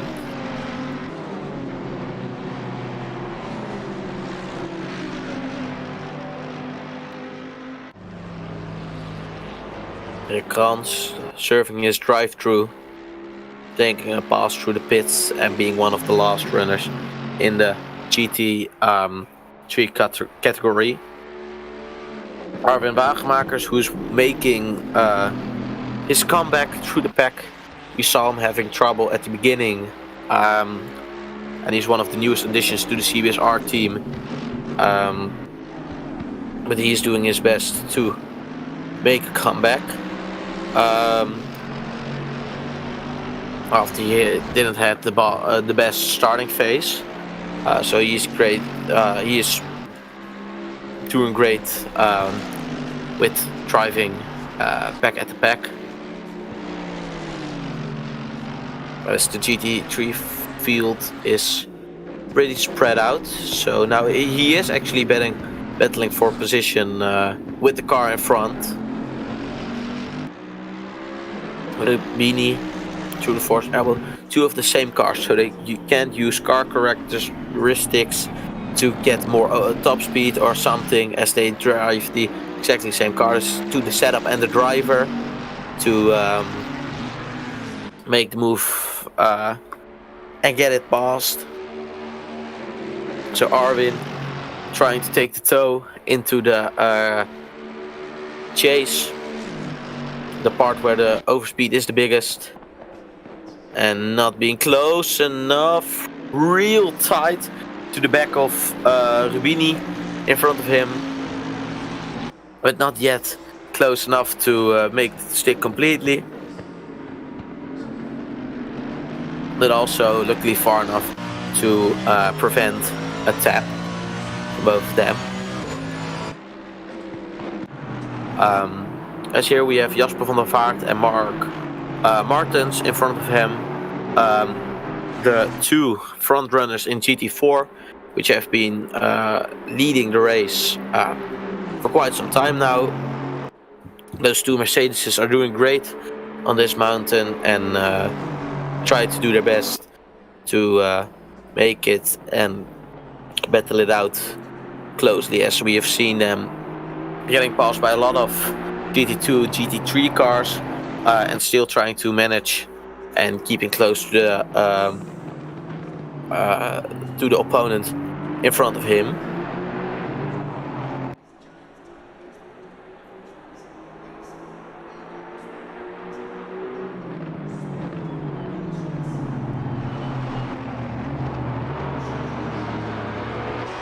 As we see Ruud Oordelman getting out of the pits from P3, the teammate from Sebastian van Liebenstein. A car which has been P2 for a bit fighting, but has settled in on P3 and has been driving there cleanly so far. So good job by them. You see Jasper van der Vaart getting really close to Martens in that Mercedes AMG GT4.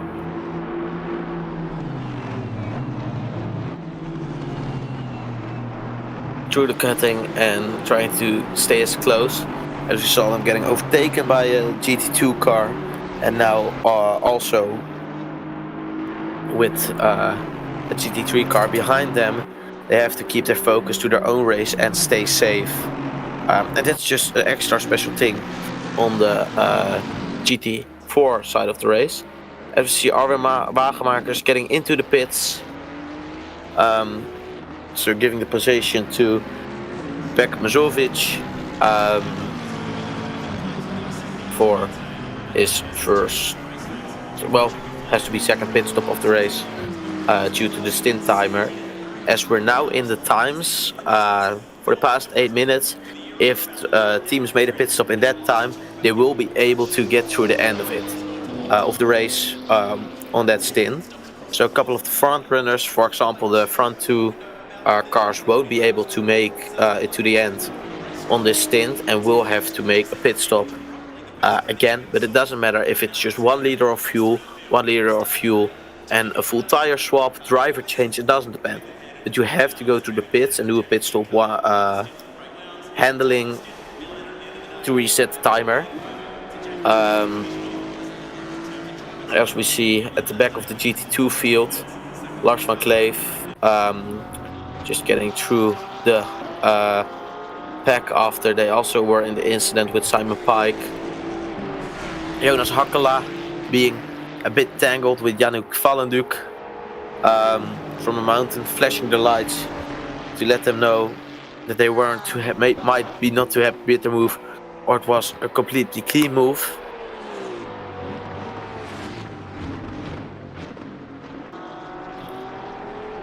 Getting around the inside, letting him know I want to go past you, and blasting on.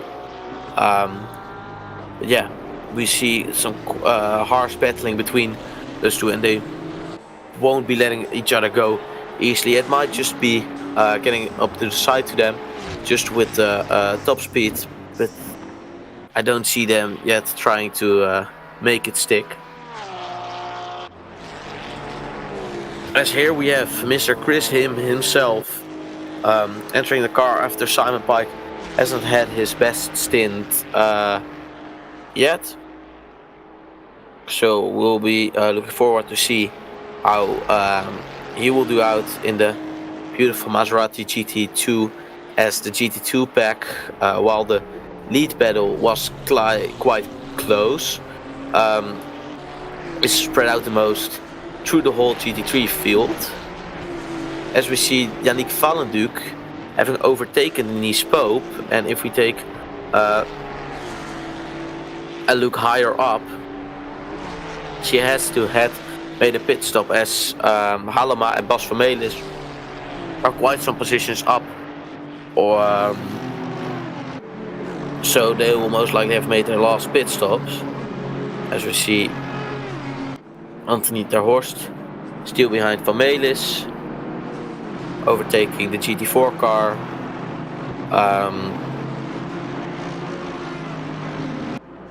And also doing great, just driving steadily, being there, still in P7 it is overall, with P5 in class. As in the lead we still have Entarin, the Porsche which took the lead on the way, which would still be under review. Horman, the Ferrari, which took P2 from also the beginning, was defending quite hard to the Porsche, and now is trying to keep up with it. And Ordelman, the drivers who are keeping their nose clean and just driving as fast as they can. And Bijsters, a car we saw coming to the back of the field, so great job from him getting into P4.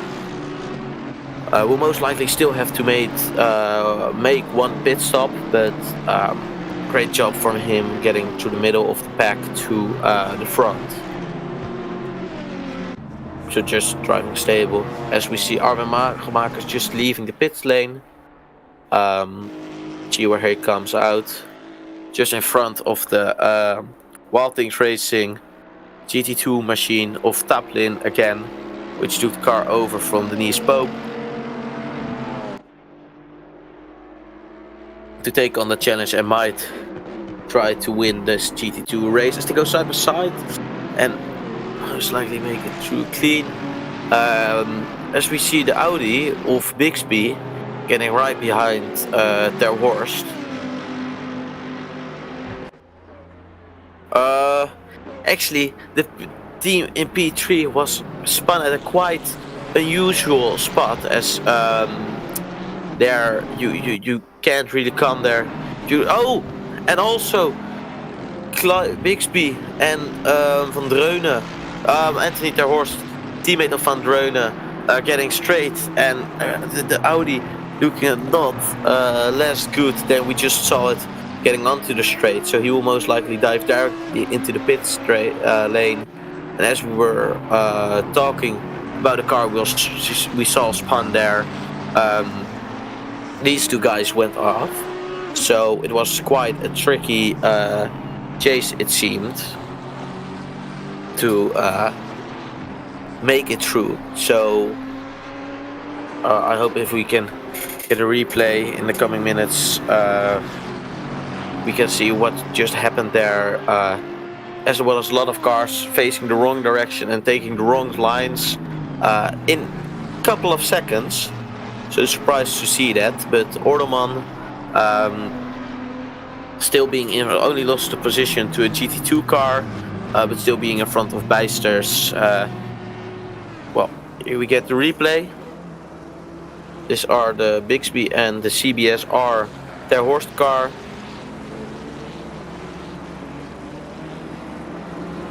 They just both brake too late, it seems, to try and outbrake each other, and didn't make the corner, and went off just by themselves, scaring each other onto the grass. As we see, which was the leader in GT4 going wide, in front of Bixby. Bixby going through. Well, we focus on the leader on. There was leader on GT4, but it seemed like the Aston Martin came through after this car was a bit on the grass.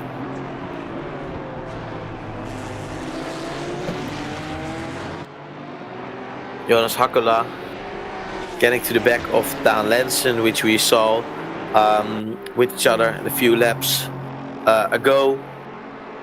So they're most likely working together and not battling each other too harshly to try and gain back seconds to cars which are actually in their class and in the race for them.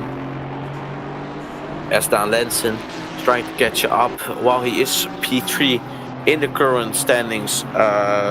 Alama is into the pits, so he will most likely get the position by passing the start finish here. Getting it. Yeah. Seeing Halema at the pits, losing some positions, making its last pit stop before the end of the race, and trying to go those last 52 minutes of the race.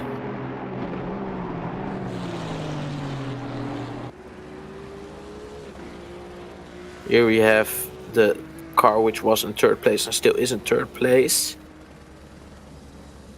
Getting too fast into the chase and then losing it in the corner.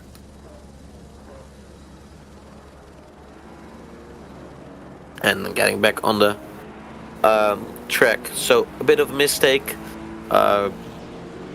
Can't punish yourself too hard for, as you have to focus and get back into the groove as fast as possible.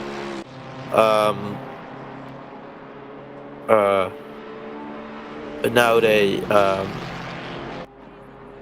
try to make the most of it, and they didn't lose the position. So Beisters is close, but they will do their best to stay in front. As we see them, they're driving together closely. Half a second between them, all 7/10 now. And as Beisters was driving, now there's a real point in front of him. Here we see Bas van Melis, the leader in GT2, getting into the pits from the lead for his last pits of the race. To see, let's see if he hands over the car to Andrew Richardson or if he will continue himself.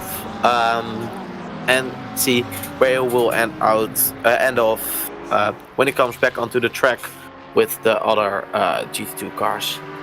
As we see, Nigel Tarin, the 911 Porsche, still in the lead of this race, driving with the fastest lap. Those Porsche driving like the maximum out of the little rear engine car, and doing great job holding off all of the Ferraris in the beginning. And now there's a little bit of more of a mix to the cars behind.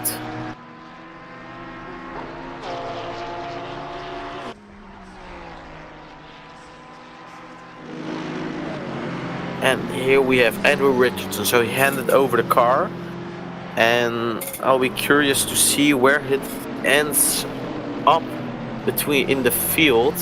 It seems like he has queued to the back of the field. Yeah, he's behind Alema and Taplin, and quite in front there are Lensen and Valenduc. However, they are quite such far in front that it might still be a big possibility that they have to make their last pit stop. As we have Wagenmakers trying to get past Chris Hill in the car we have seen a couple of times this race, both of them on the outside of Skyline. Difficult move would have been there, but it's 4th position on track, so no rules with blue flags, inter-class battles, multi-class. It's just racing for position. So if they stay in the race rules, it will be okay. Having a Maserati GT4 in front of them and a GT2 car of the actually the second place GT2 car getting a bit on the grass there, trying to make as much time as possible, lapping both of those cars. So he chose a tricky route past them, but he eventually made it past, trying to get to the back of the Wild Things Racing car. As we see Chris Hill going into the pits, so Arjen Wagenmakers now has a free track in front of him and will blast through, trying to drive away from Mr. Kranz behind him. Chris Hill stumbling to the pit lane. As we see, most likely the last pit stop of our leader. So we'll have to see if the Porsche will come out as the leader, or if it has been overtaken by the Ferrari of Horman. But with 47 minutes to go, this will be the last stop of this car. They will be able to make it on fuel and on tin timer, so they will now push through to the end.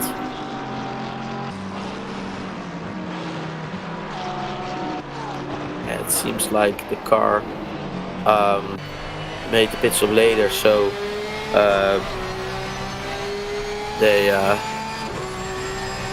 they will try their best to keep their lead from pole to the victory.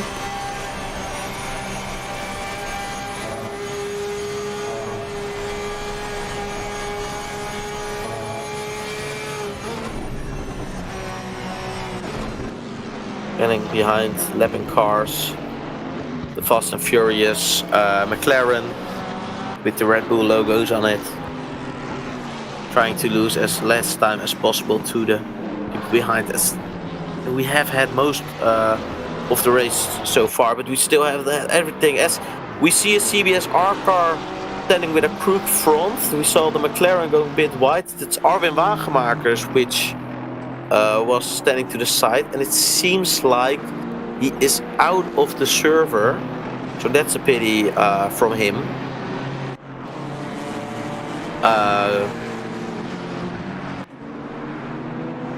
So he saw me come back, but now he had some issues. As we see Richardson trying to get into the groove.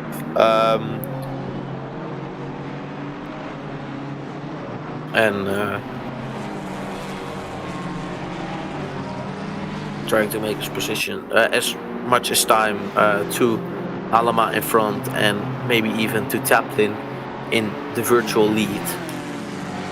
As we see in the YouTube chat, Mike van der Hoorn has Mike van der Hoek has a large fan base, which are making poems and cheers about him. So he must feel supported in this race, while he's also doing a great job before. As this is actually the lead battle in GT2 between Yannick Vallenduc and Daan Lensen. Two great drivers in the Maserati. On the back straight. This will be a battle on very high speed with those GT2 cars. And Lensen still in front.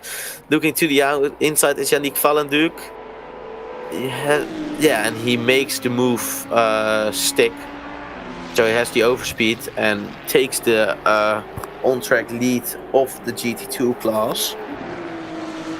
With 45 minutes to go exactly.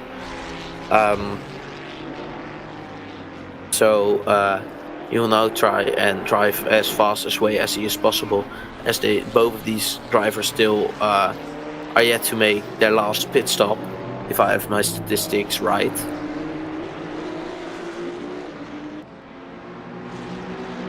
Here we have the replay of Armin Wagemakers driving behind the GT4 car with the McLaren for position behind.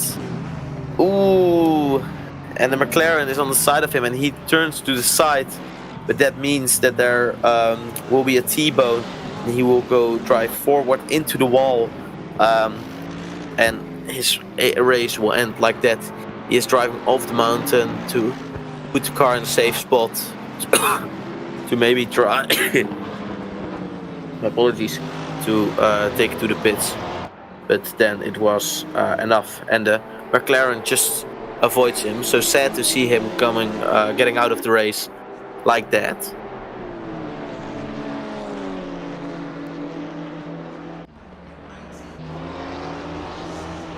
As we see Milan Dauma getting out of the pits, another beautiful Ferrari.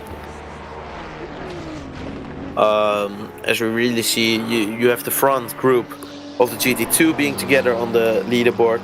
You have the front group of GT3, and then behind it get mixed in each other. As you see here, Milan Dauma driving with a lapped car in front, with GT2 cars driving between them. As the pace for some drivers, they set even faster lap times in GT2 than in GT3, personally best. So it's really great to see them mix up. The further you go down the order of the field, the more mixed up they get. Like the absolute front runners are pretty good mixed just in their class. It's also beautiful to see them driving like this, like the 23 positioned THRC car,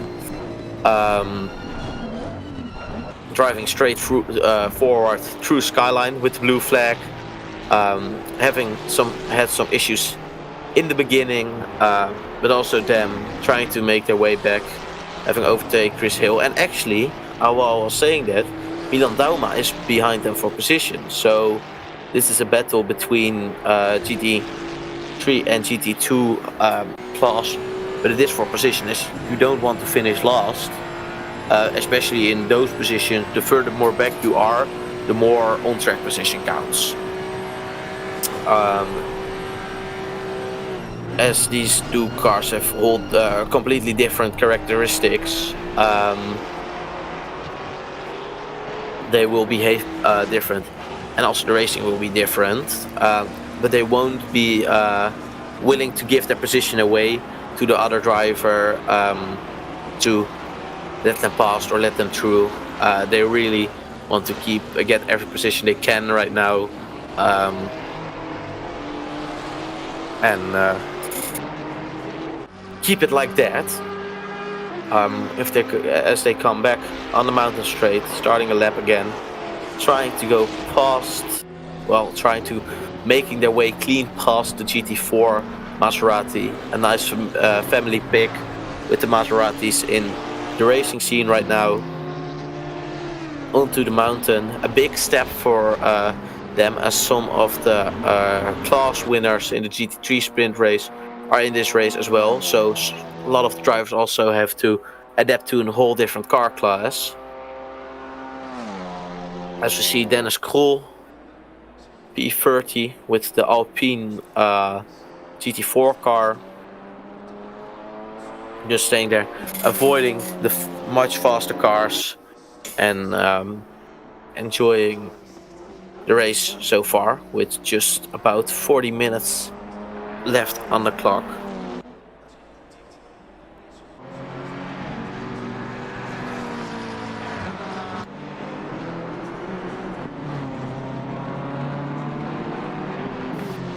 As sadly we also see a sign out for the rest of the season for wagenmakers.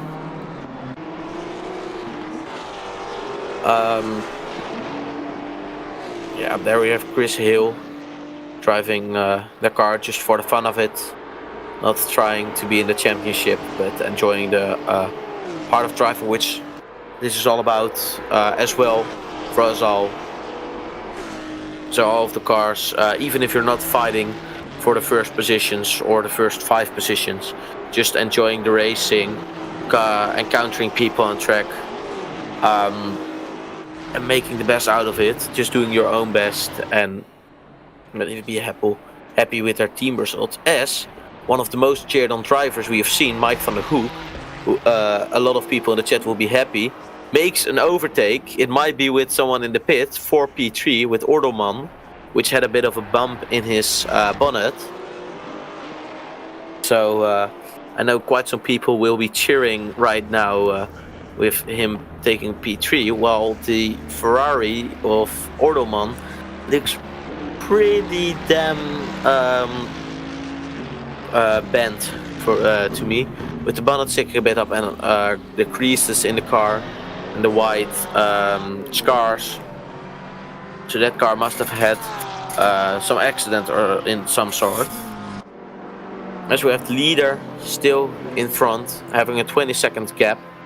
So doing quite well with just pushing it out from the car in second place, driving some really fast lap. If we see him here, Harjo Horman, a solo driver, which had a quite close battle, really close battle with Tarin, and now is trying to secure the second place with Mike van der Hoek now driving behind him in the third place on track, after we saw the pit stop of the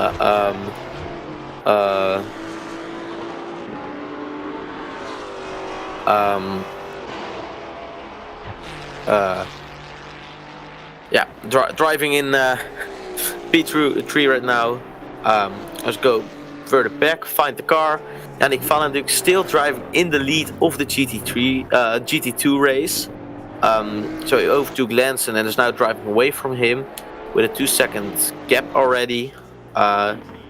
So still these 4, Yannick Valenduk, Daan Lanson, are front 2 runners for GT2, but if they have to make a pit stop, then we get Taplin in the lead with Halema followed close behind him.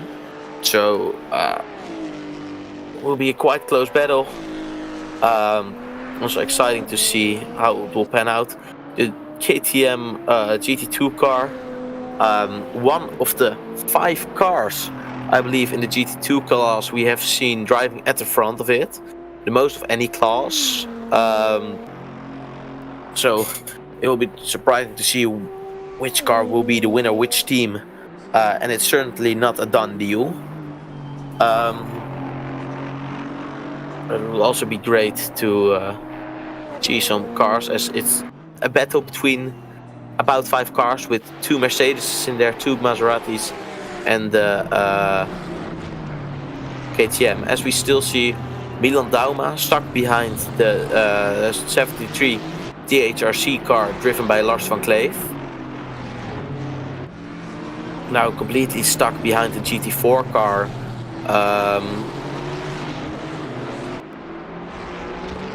And then the Maserati power gets unleashed, and Dauma hasn't had any possibility to overtake him. So he will really try and get the Maserati in front of him to be able to run away from him and look for positions. For example, Kranz in front of him, if he might have the time left to make it, as we still have 35 minutes left. So big part of the race is done, but still a lot can happen, especially on, I've said it a couple of times, Mount Panorama, Bathurst, the venue where we are today. As it was, we had a couple of incidents, but luckily enough, and I hope I won't commentate the curse it, we haven't had any big incidents with big pileups yet. So I think we're happy to see that our drivers are driving fair enough to make it clear, as we see Hakola being in P4, also making a great drive, as we saw him in P14 earlier this race after they fell back. He's trying his best to go past Anthony ter Horst on the podium for the GT3 class. So the last spot they will be racing for.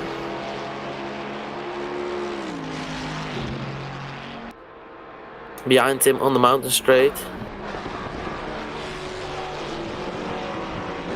and trying to get in the tow and make it happen.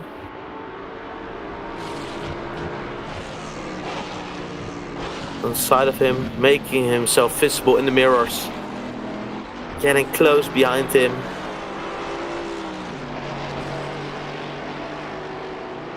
And this is surely a battle which we'll see go down a lot harder, and a couple of laps with a GT4 car right in front of them.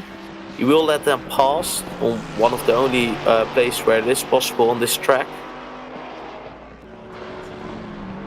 Getting right to the back of him, getting cleanly past the GT4 car.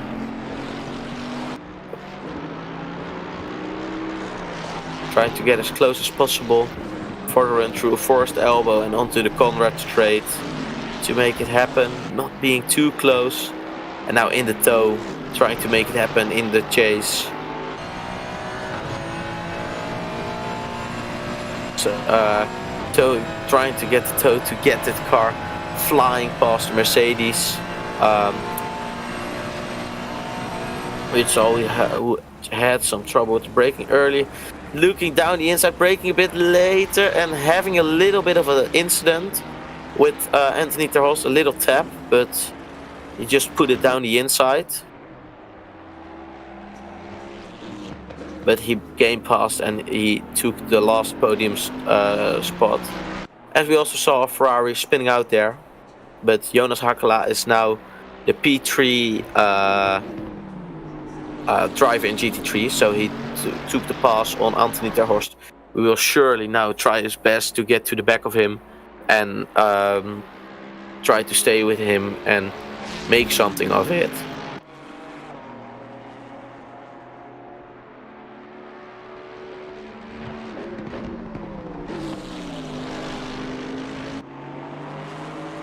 We're going onto the mountain once again.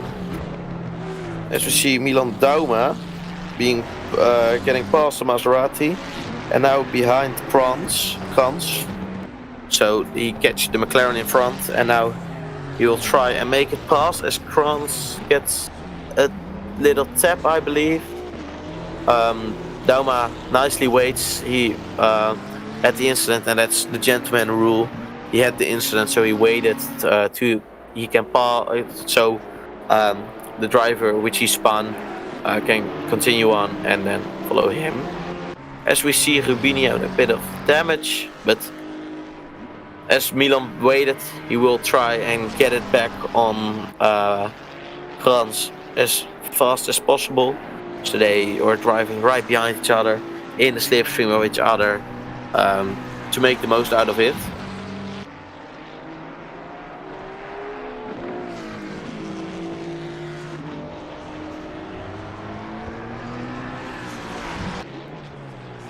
onto the start-finish straight. Will he try it here? Trying to set up the move into the mountain.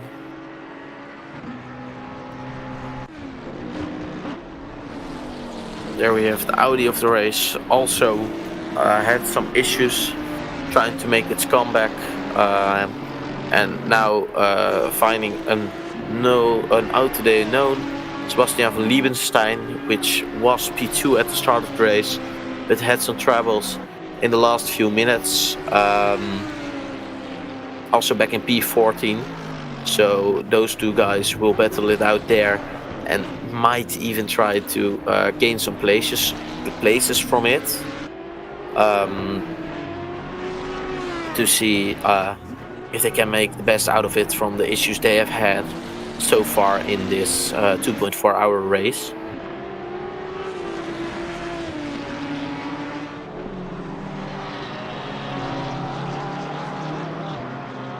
There you see the leader grabbing a bit of dust, but still the leader, and now the gap is really increasing.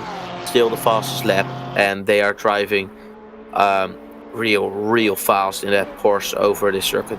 24 seconds, so in the last 10-15 minutes the gap increased by about 4.5 seconds. So they are faster than the car behind them.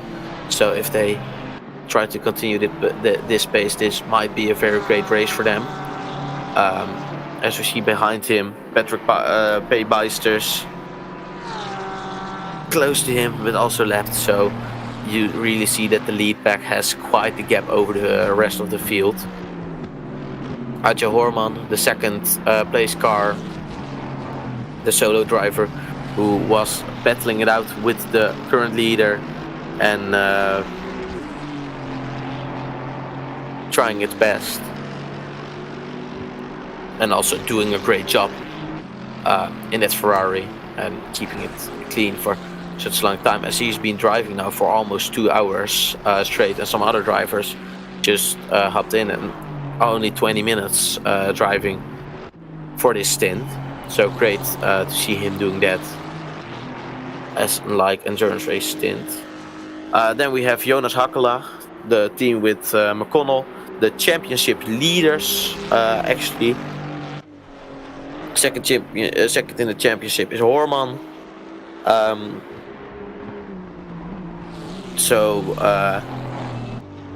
Yeah, they did their best doing a comeback, as they had quite the tap early in the race. Now doing their best.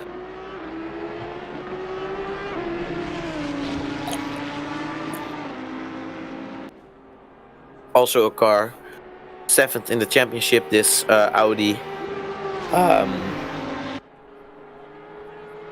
which had quite some incidents trying to get it past around the outside and not making it stick.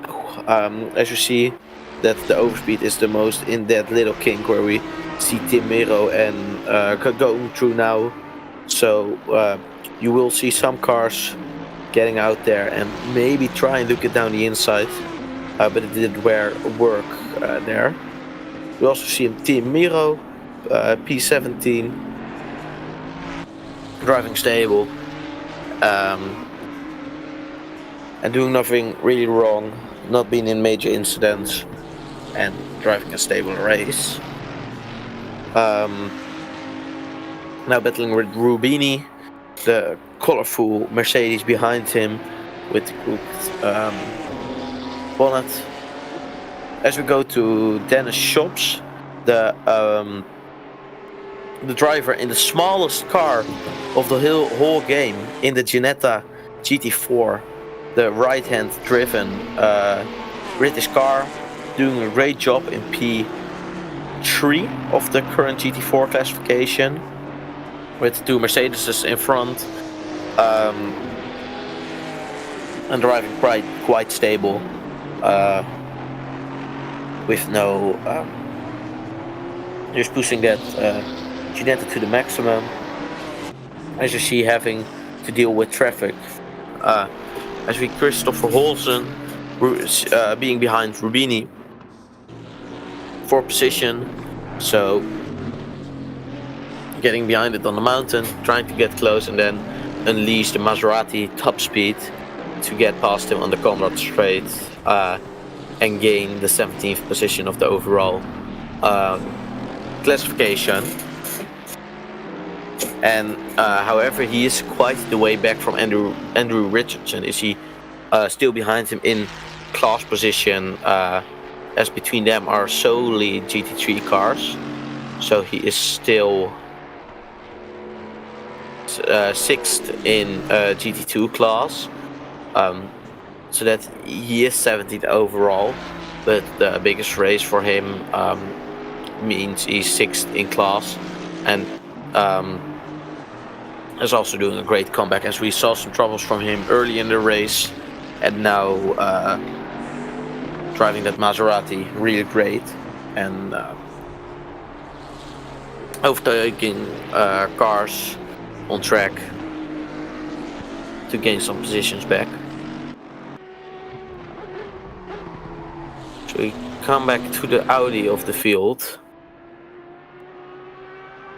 Still behind Van Liebenstein, the Ferrari.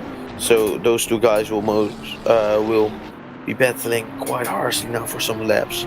So after 2 hours of driving, the stress level by the teammates, as those are both two driver team cars, most likely on the edge of the seats, and we'll try and coach them through the situation, as driving really close behind some opponents on this section of track, the mountain of Mount Panorama, is such a tricky section, which you can easily get wrong. As we see Patrick Bijsters, who also has the functionality.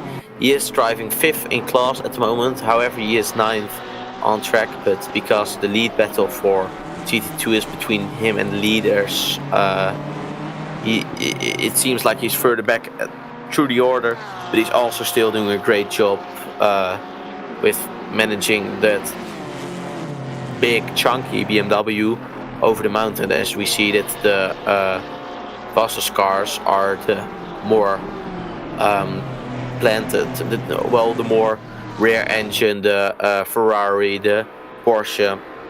It's a great job for him for keeping that BMW together. As we see Aaron van Dreunen trying to get close behind Pek Mozovic. Getting a bit wide, getting down the inside. Maybe able to overtake before the cutting. Yes, he made the overtake stick and got the position from it. So now he will try and hunt down Handke, the other McLaren in front of him. And he will get help from the Maserati behind him, which will make a bit of a gap behind him with the McLaren, so that directly attacks will be countered with it due to a bit of space creating there.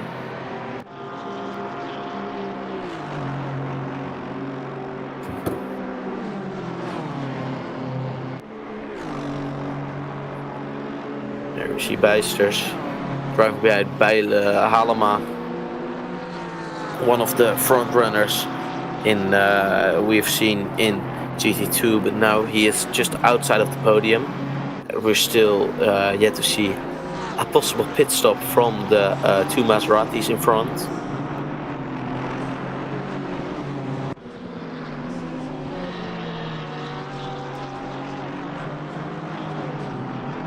Having a GT4 car in front, so they will easily pass him before they will enter the mountain. However, this is the car of Jasper van der Vaart, which is in battle with the Fast and Furious AMG in front. So they will most likely encounter him on the mountain, and that will lead to a tricky situation trying to pass him there, to not lose any time, as they are still trying to take every last second out of it.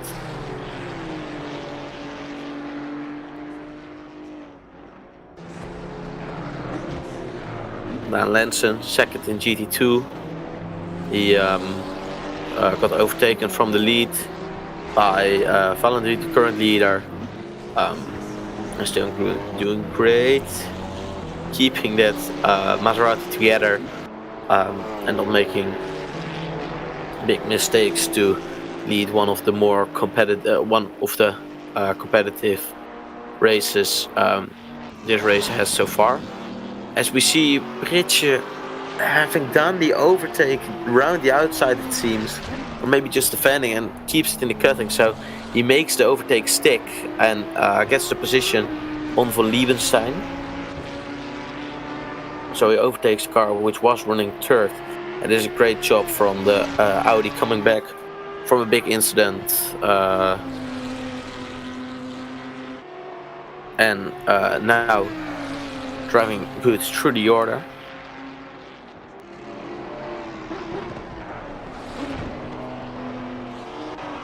Into the last 20 minutes of the race. Now the real sprint begins. Some people might have to make a last splash and dash to make even on fuel, to make the stint timer, or we'll go to the end now on the tires they have used already. And the last battle will finish as the leader has to make his way through the pink GT2 cars. Two of the three pink GT2 cars we have seen today. And 31 seconds, that car is gaining time to the gap behind him to the second place every lap. So they're just showcasing what they can do on this mountain, and they are the absolute boss tonight. And they are the ones who are ruling. So from the beginning they have been quite dominant. They had to have a big battle with the second place Ferrari of Horman, the solo driver entry, but they're now just showcasing what they can do and maybe just trying how big of a gap they can get. As we have Handke behind Richardson, having the troubles of being in the GT3, so every straight the GT2 in front, which is also still in competition for a position in the race, blows away. But when they come onto the mountain, they have to stay behind them, as it's hard to overtake there, and they just have a slower speed over there on the mountain. So in pure lap time it might differ a bit, but especially for the GT3 it might go down a bit, as you don't have the super top speed as GT2, but you do have the slow cornering speed. As this guy is getting absolute the most out of that GT2 top speed and slower cornering speed, leading still at the moment after quite some laps the race for the GT2 cars, the newest car class, and doing great in maintaining it,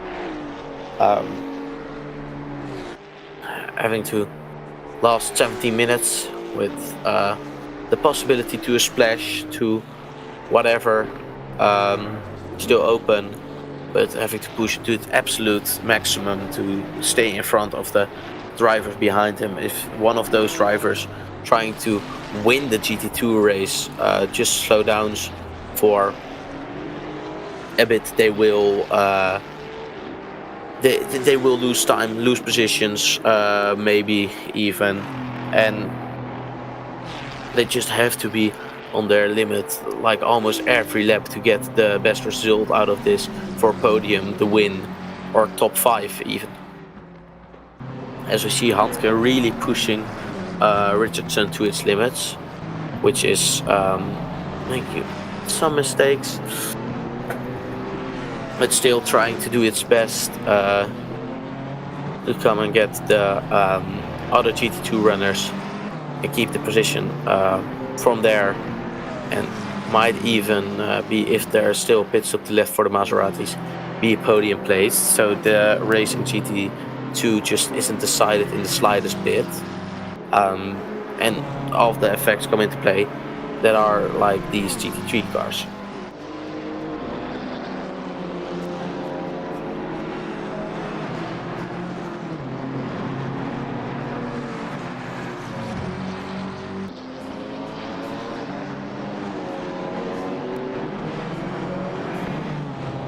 Handke through into another lap. Lap number 61 for him, with the lowest part of the order being lapped, as we see Chris Hill getting lapped by Mike van der Hoek. Doing great. Oh, bit of an incident with the wall and hitting it in a second wall.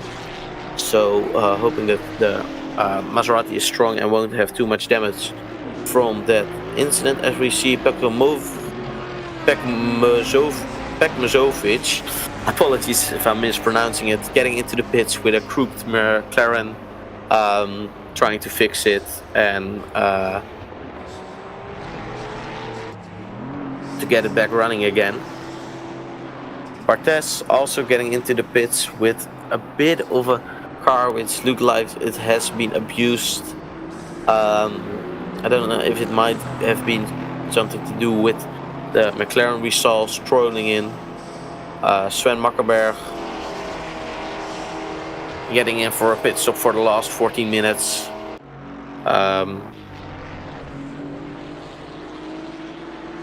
As we see, Marvin Makkerberg, the front-running Aston Martin in P30, as this Aston Martin is the only Aston Martin on the whole track in this race in the GT4 class.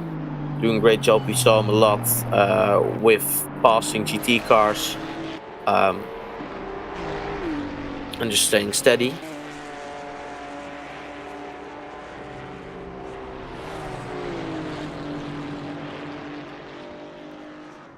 See Christopher Holson at the back of Tim Miro, racing the absolute tires out of the Maserati. He's driving for the past 2 hours and 15 minutes. So he quite well knows it by now.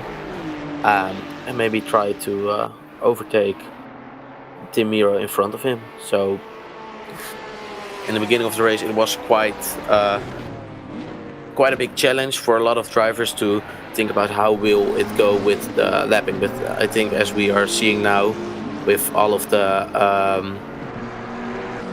drivers really taking the saying it takes two to tango in their mind, with GT4 and GT2 with lapping cars and multi-class racing, really taking it into mind, but also not saying no, we're not going to race if we're in a different class, as we've also seen a lot of battles which happened between GT2 and GT3s, and it's one of the greater reasons why we love multi-class racing like this, as Samuel van Liebenstein is still not letting the Audi go, which overtook him. I will give him a ride for his money in the last few laps of this race. And we see, like this battle here, Patrick Bijsters on the back of Halama, trying to keep up with him with a big, strong BMW engine, but due to the downforce difference, a gap with the Mercedes AMG, as we saw a white flag, so a slow-moving vehicle. That might have been the McLaren over there. I've seen Bekmazovic back on track after the McLaren came into the pits with quite some damage, so good to see him back on the track with a full repaired McLaren trying to get to the finish.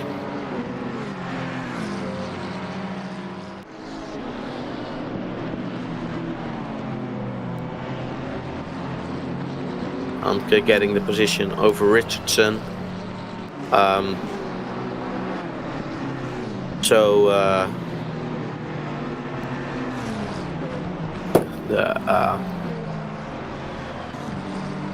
It's one of the cars making a comeback. Only 5 seconds between him and Bathurst remaining. So in the last 10 minutes that could also be a race which is going to heat up quite nicely in the closing laps. So it isn't that if you have the last 5 minutes that nothing will happen again. So nice to see that Richardson let him pass, and that it will also be spicing up. By that means it wasn't mandatory, but just also people thinking like driving a different race than you.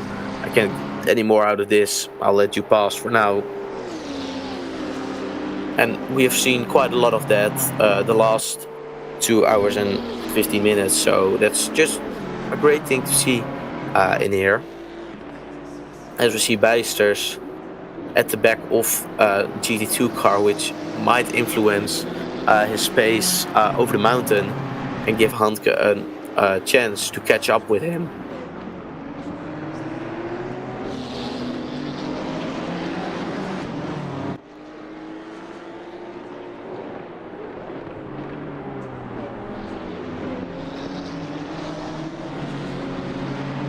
Starting another lap.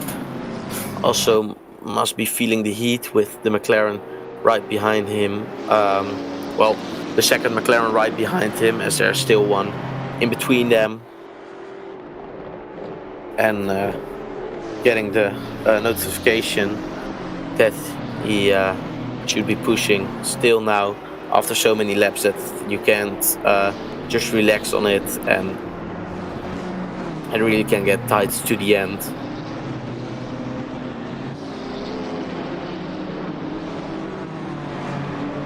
Furthermore, for the lead, last gap we had was 40 seconds between first and second. So we've really seen a dominant performance by the car leading the race right now. Valenduc getting a gap on the rest of the GT2 field, and even just realizing that this car is in P4 overall. There are 20 or so GT3 cars on which he is beating 17 by a car which is in the origin slower, which is for the slower lap times. It might depend on the circuit which is slower, but those GT2 runs are driving at the absolute limit and driving so fast with the cars, which it is possible to drive them as fast as possible, and they are just doing a great job. As we still have this battle going on between Samuel Lebel van Liebenstein and Ritje in the Audi, which has been going on for the last 20 minutes or so for P14. Both cars make a comeback, and so great battling between those two. It isn't any more for the lead or second place, so it might be a little bit more rested, but even for 14 they won't give any freebies away, and they will go to the end and try to keep the position how they are, as this is also a championship, and the Audi is a championship runner, which will try and keep as much points as possible, while the Ferrari in 14th place from Liebenstein is a little bit more back in the championship, but also they want to get a better, as good as of a position out of this Bathurst race as is possible.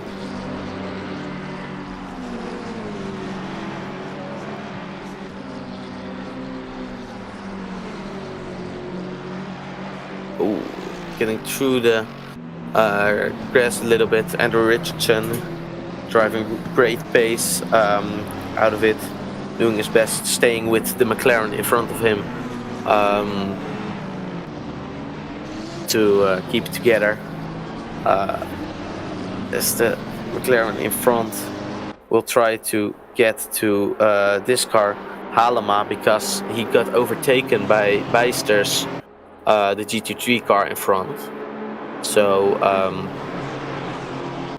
that's a negative point for the McLaren behind, as the Bijsters actually goes through the grass. So he will get a corner cutting penalty for that most likely, and lost some time. As we see, Dennis Schops actually racing Mark Martens for second place in the class of the GT4 race. So everywhere you look on track, even with 4 minutes to go, cars are going bumper to bumper, 4 positions, and so great to see them racing real hard. And even after such a long time, after like 60 or so laps, it is still so close for the win or the high positions, and we don't see only cars driving away and big gaps. So it keeps us entertained till the end.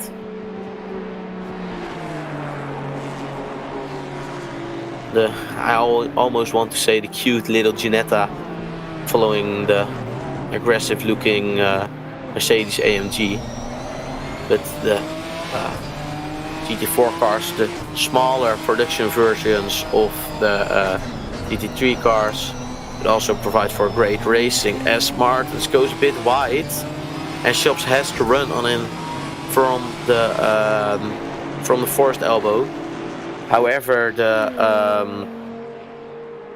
the engine of the Ginetta isn't the one with the most horsepower, so Chris Hill coming through, beeping his horn with the GT2 car,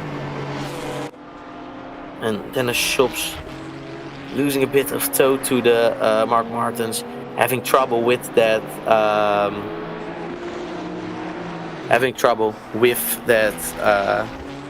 Ginetta engine, as we see Chris Hill trying to drive away from Lars van Kleef, who is right behind him, and with 3 minutes to go. It isn't for the first position, but and as I said that, Lars van Kleef spins it into the last corner.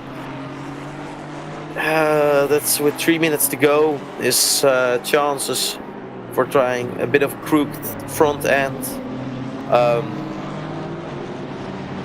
Sad to say that I commentated first a car, but had to be happened after so long, as actually Handke has catched up to the back of Halema and might actually have a try over the mountain to overtake him, but as we saw with Bijsters, that isn't given to you, so you will still try to push as fast as possible, and he will now have to overtake Lars van Kleef, as we saw him driving between their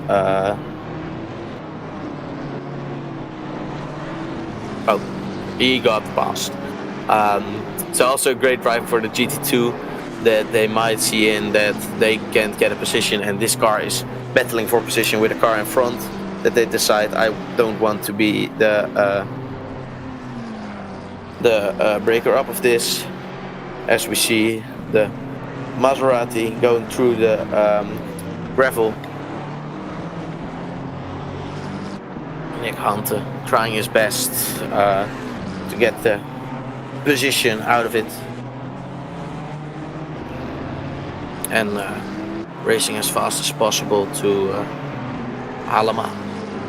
It seems that he has overtaken Richardson, and here we have von Liebenstein again. This is their second to last attempt, as the leader has now started his final lap. So he was to try and push to the end. Yannick Valenduk actually going to the pits. I said this last possible lap. So will he come out in front of the lead? No. it doesn't seem so. So Yannick Valenduk has to watch where he comes out. Quite behind, so that looks still like a P3. But Dan Lensen is still yet to pit. So is that great strategy by Dan, or just wrong strategy that he didn't pit, which I'm not assume.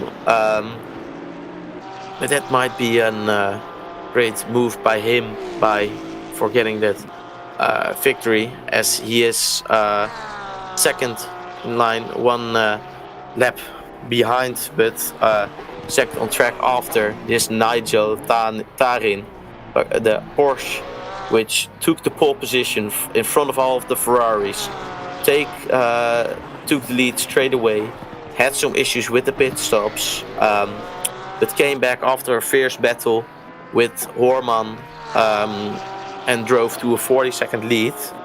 He only has to do 3 corners more right to bring it home after they've been pushing the whole race long and setting the fastest lap and bringing that Sol Porsche GT3 car, the new 992 version, to the checkered.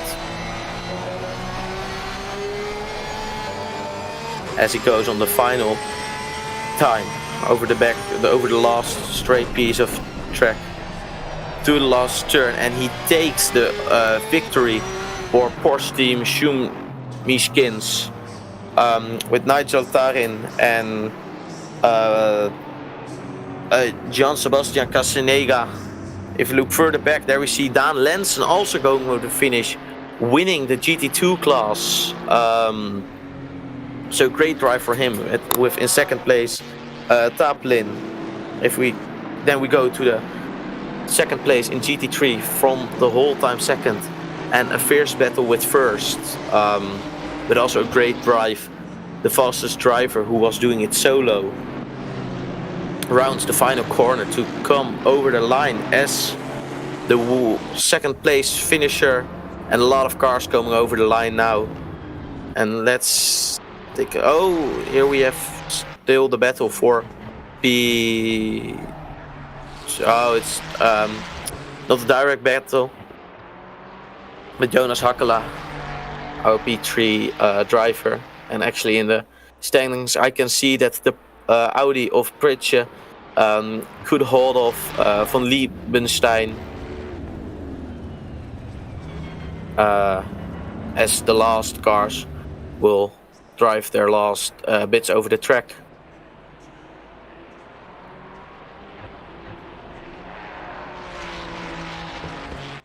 Jonas Hakkela also rounding the final corner to come in third after a great comeback from that team.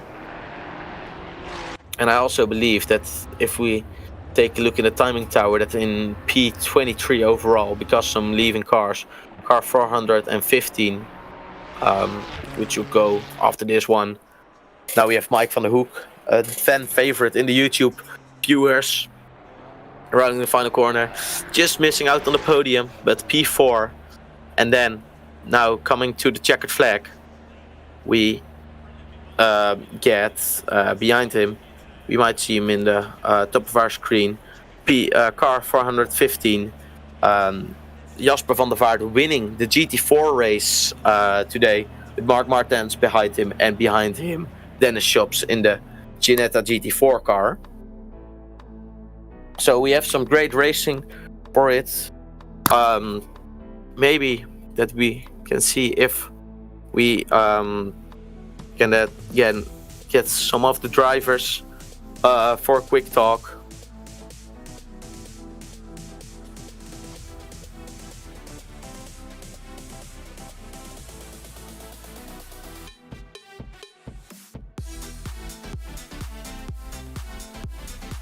As we get the highlights of the cars coming through. Sadly, John Baton are going straight.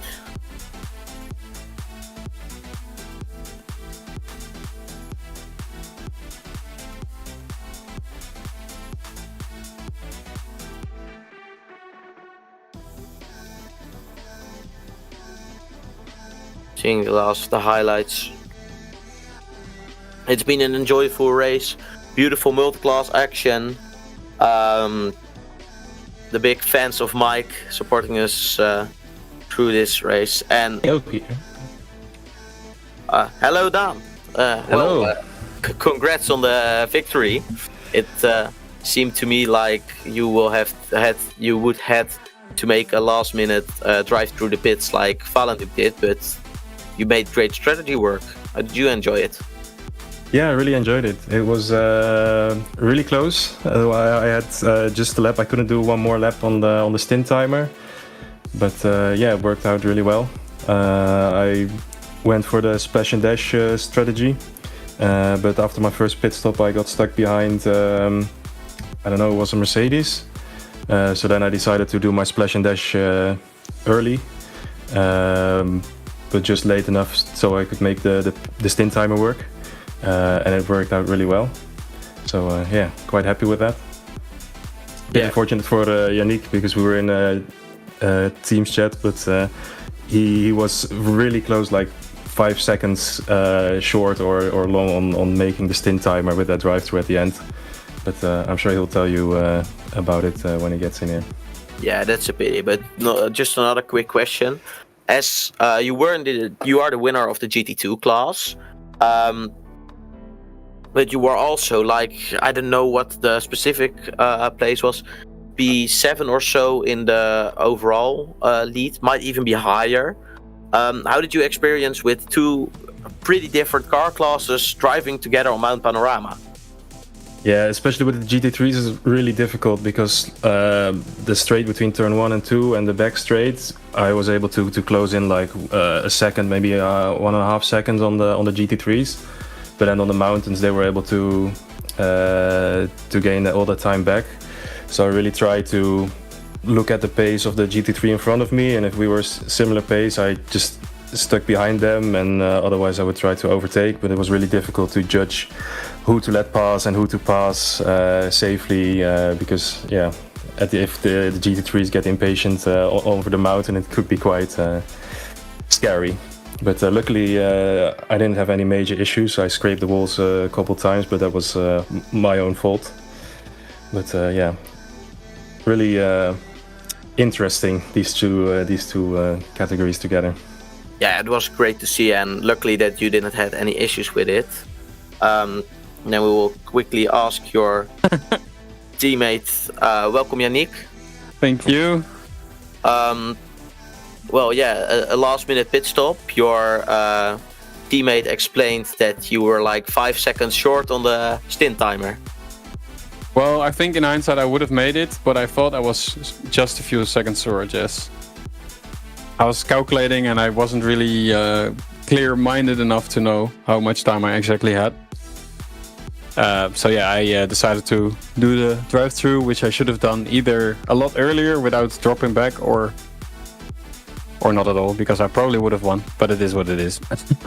Yeah, I was looking and talking about it that I thought they might have pulled an amazing strategy move by getting in front of the 3 cars which I saw battling, but anyways, you still showed you had great pace in the GT2. And how did you enjoy the GT2 with the GT3 mix and even the GT4 on this track where it's so tricky to pass each other? It was interesting for sure. I kind of enjoyed it, but there were times where it was really frustrating because yeah, you're stuck behind someone, but yeah, it's part of the game, I guess. I liked it. Well, great to hear. Pity that it might have been close for you to winning, but still it might feel like a great achievement with your teammate winning.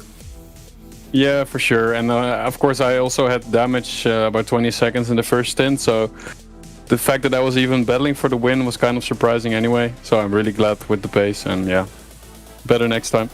Well, it seemed great, so thank you guys for this interview. Thank you. Welcome, Mr. McConnell and Mr. Hakela, and first of all, congratulations on P3. Thank you very much. He was all Jonty. Oh, Jonas even. Yeah, I don't know if did you catch my Beyblade moment?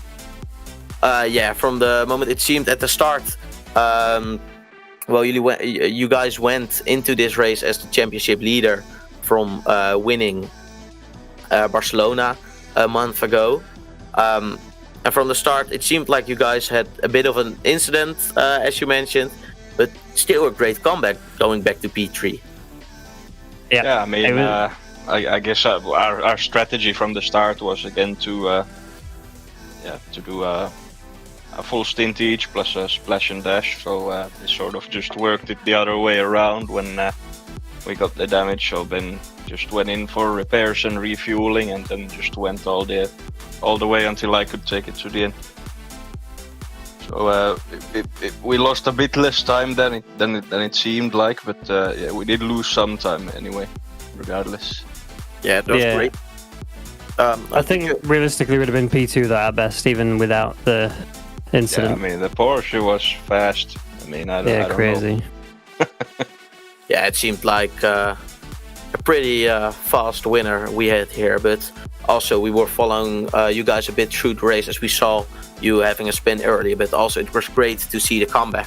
And I've had the winner of GT2 and the front runner till the last lap, but how did you guys as GT3 runners view the multi-class aspect on the mountain with GT2 and GT4?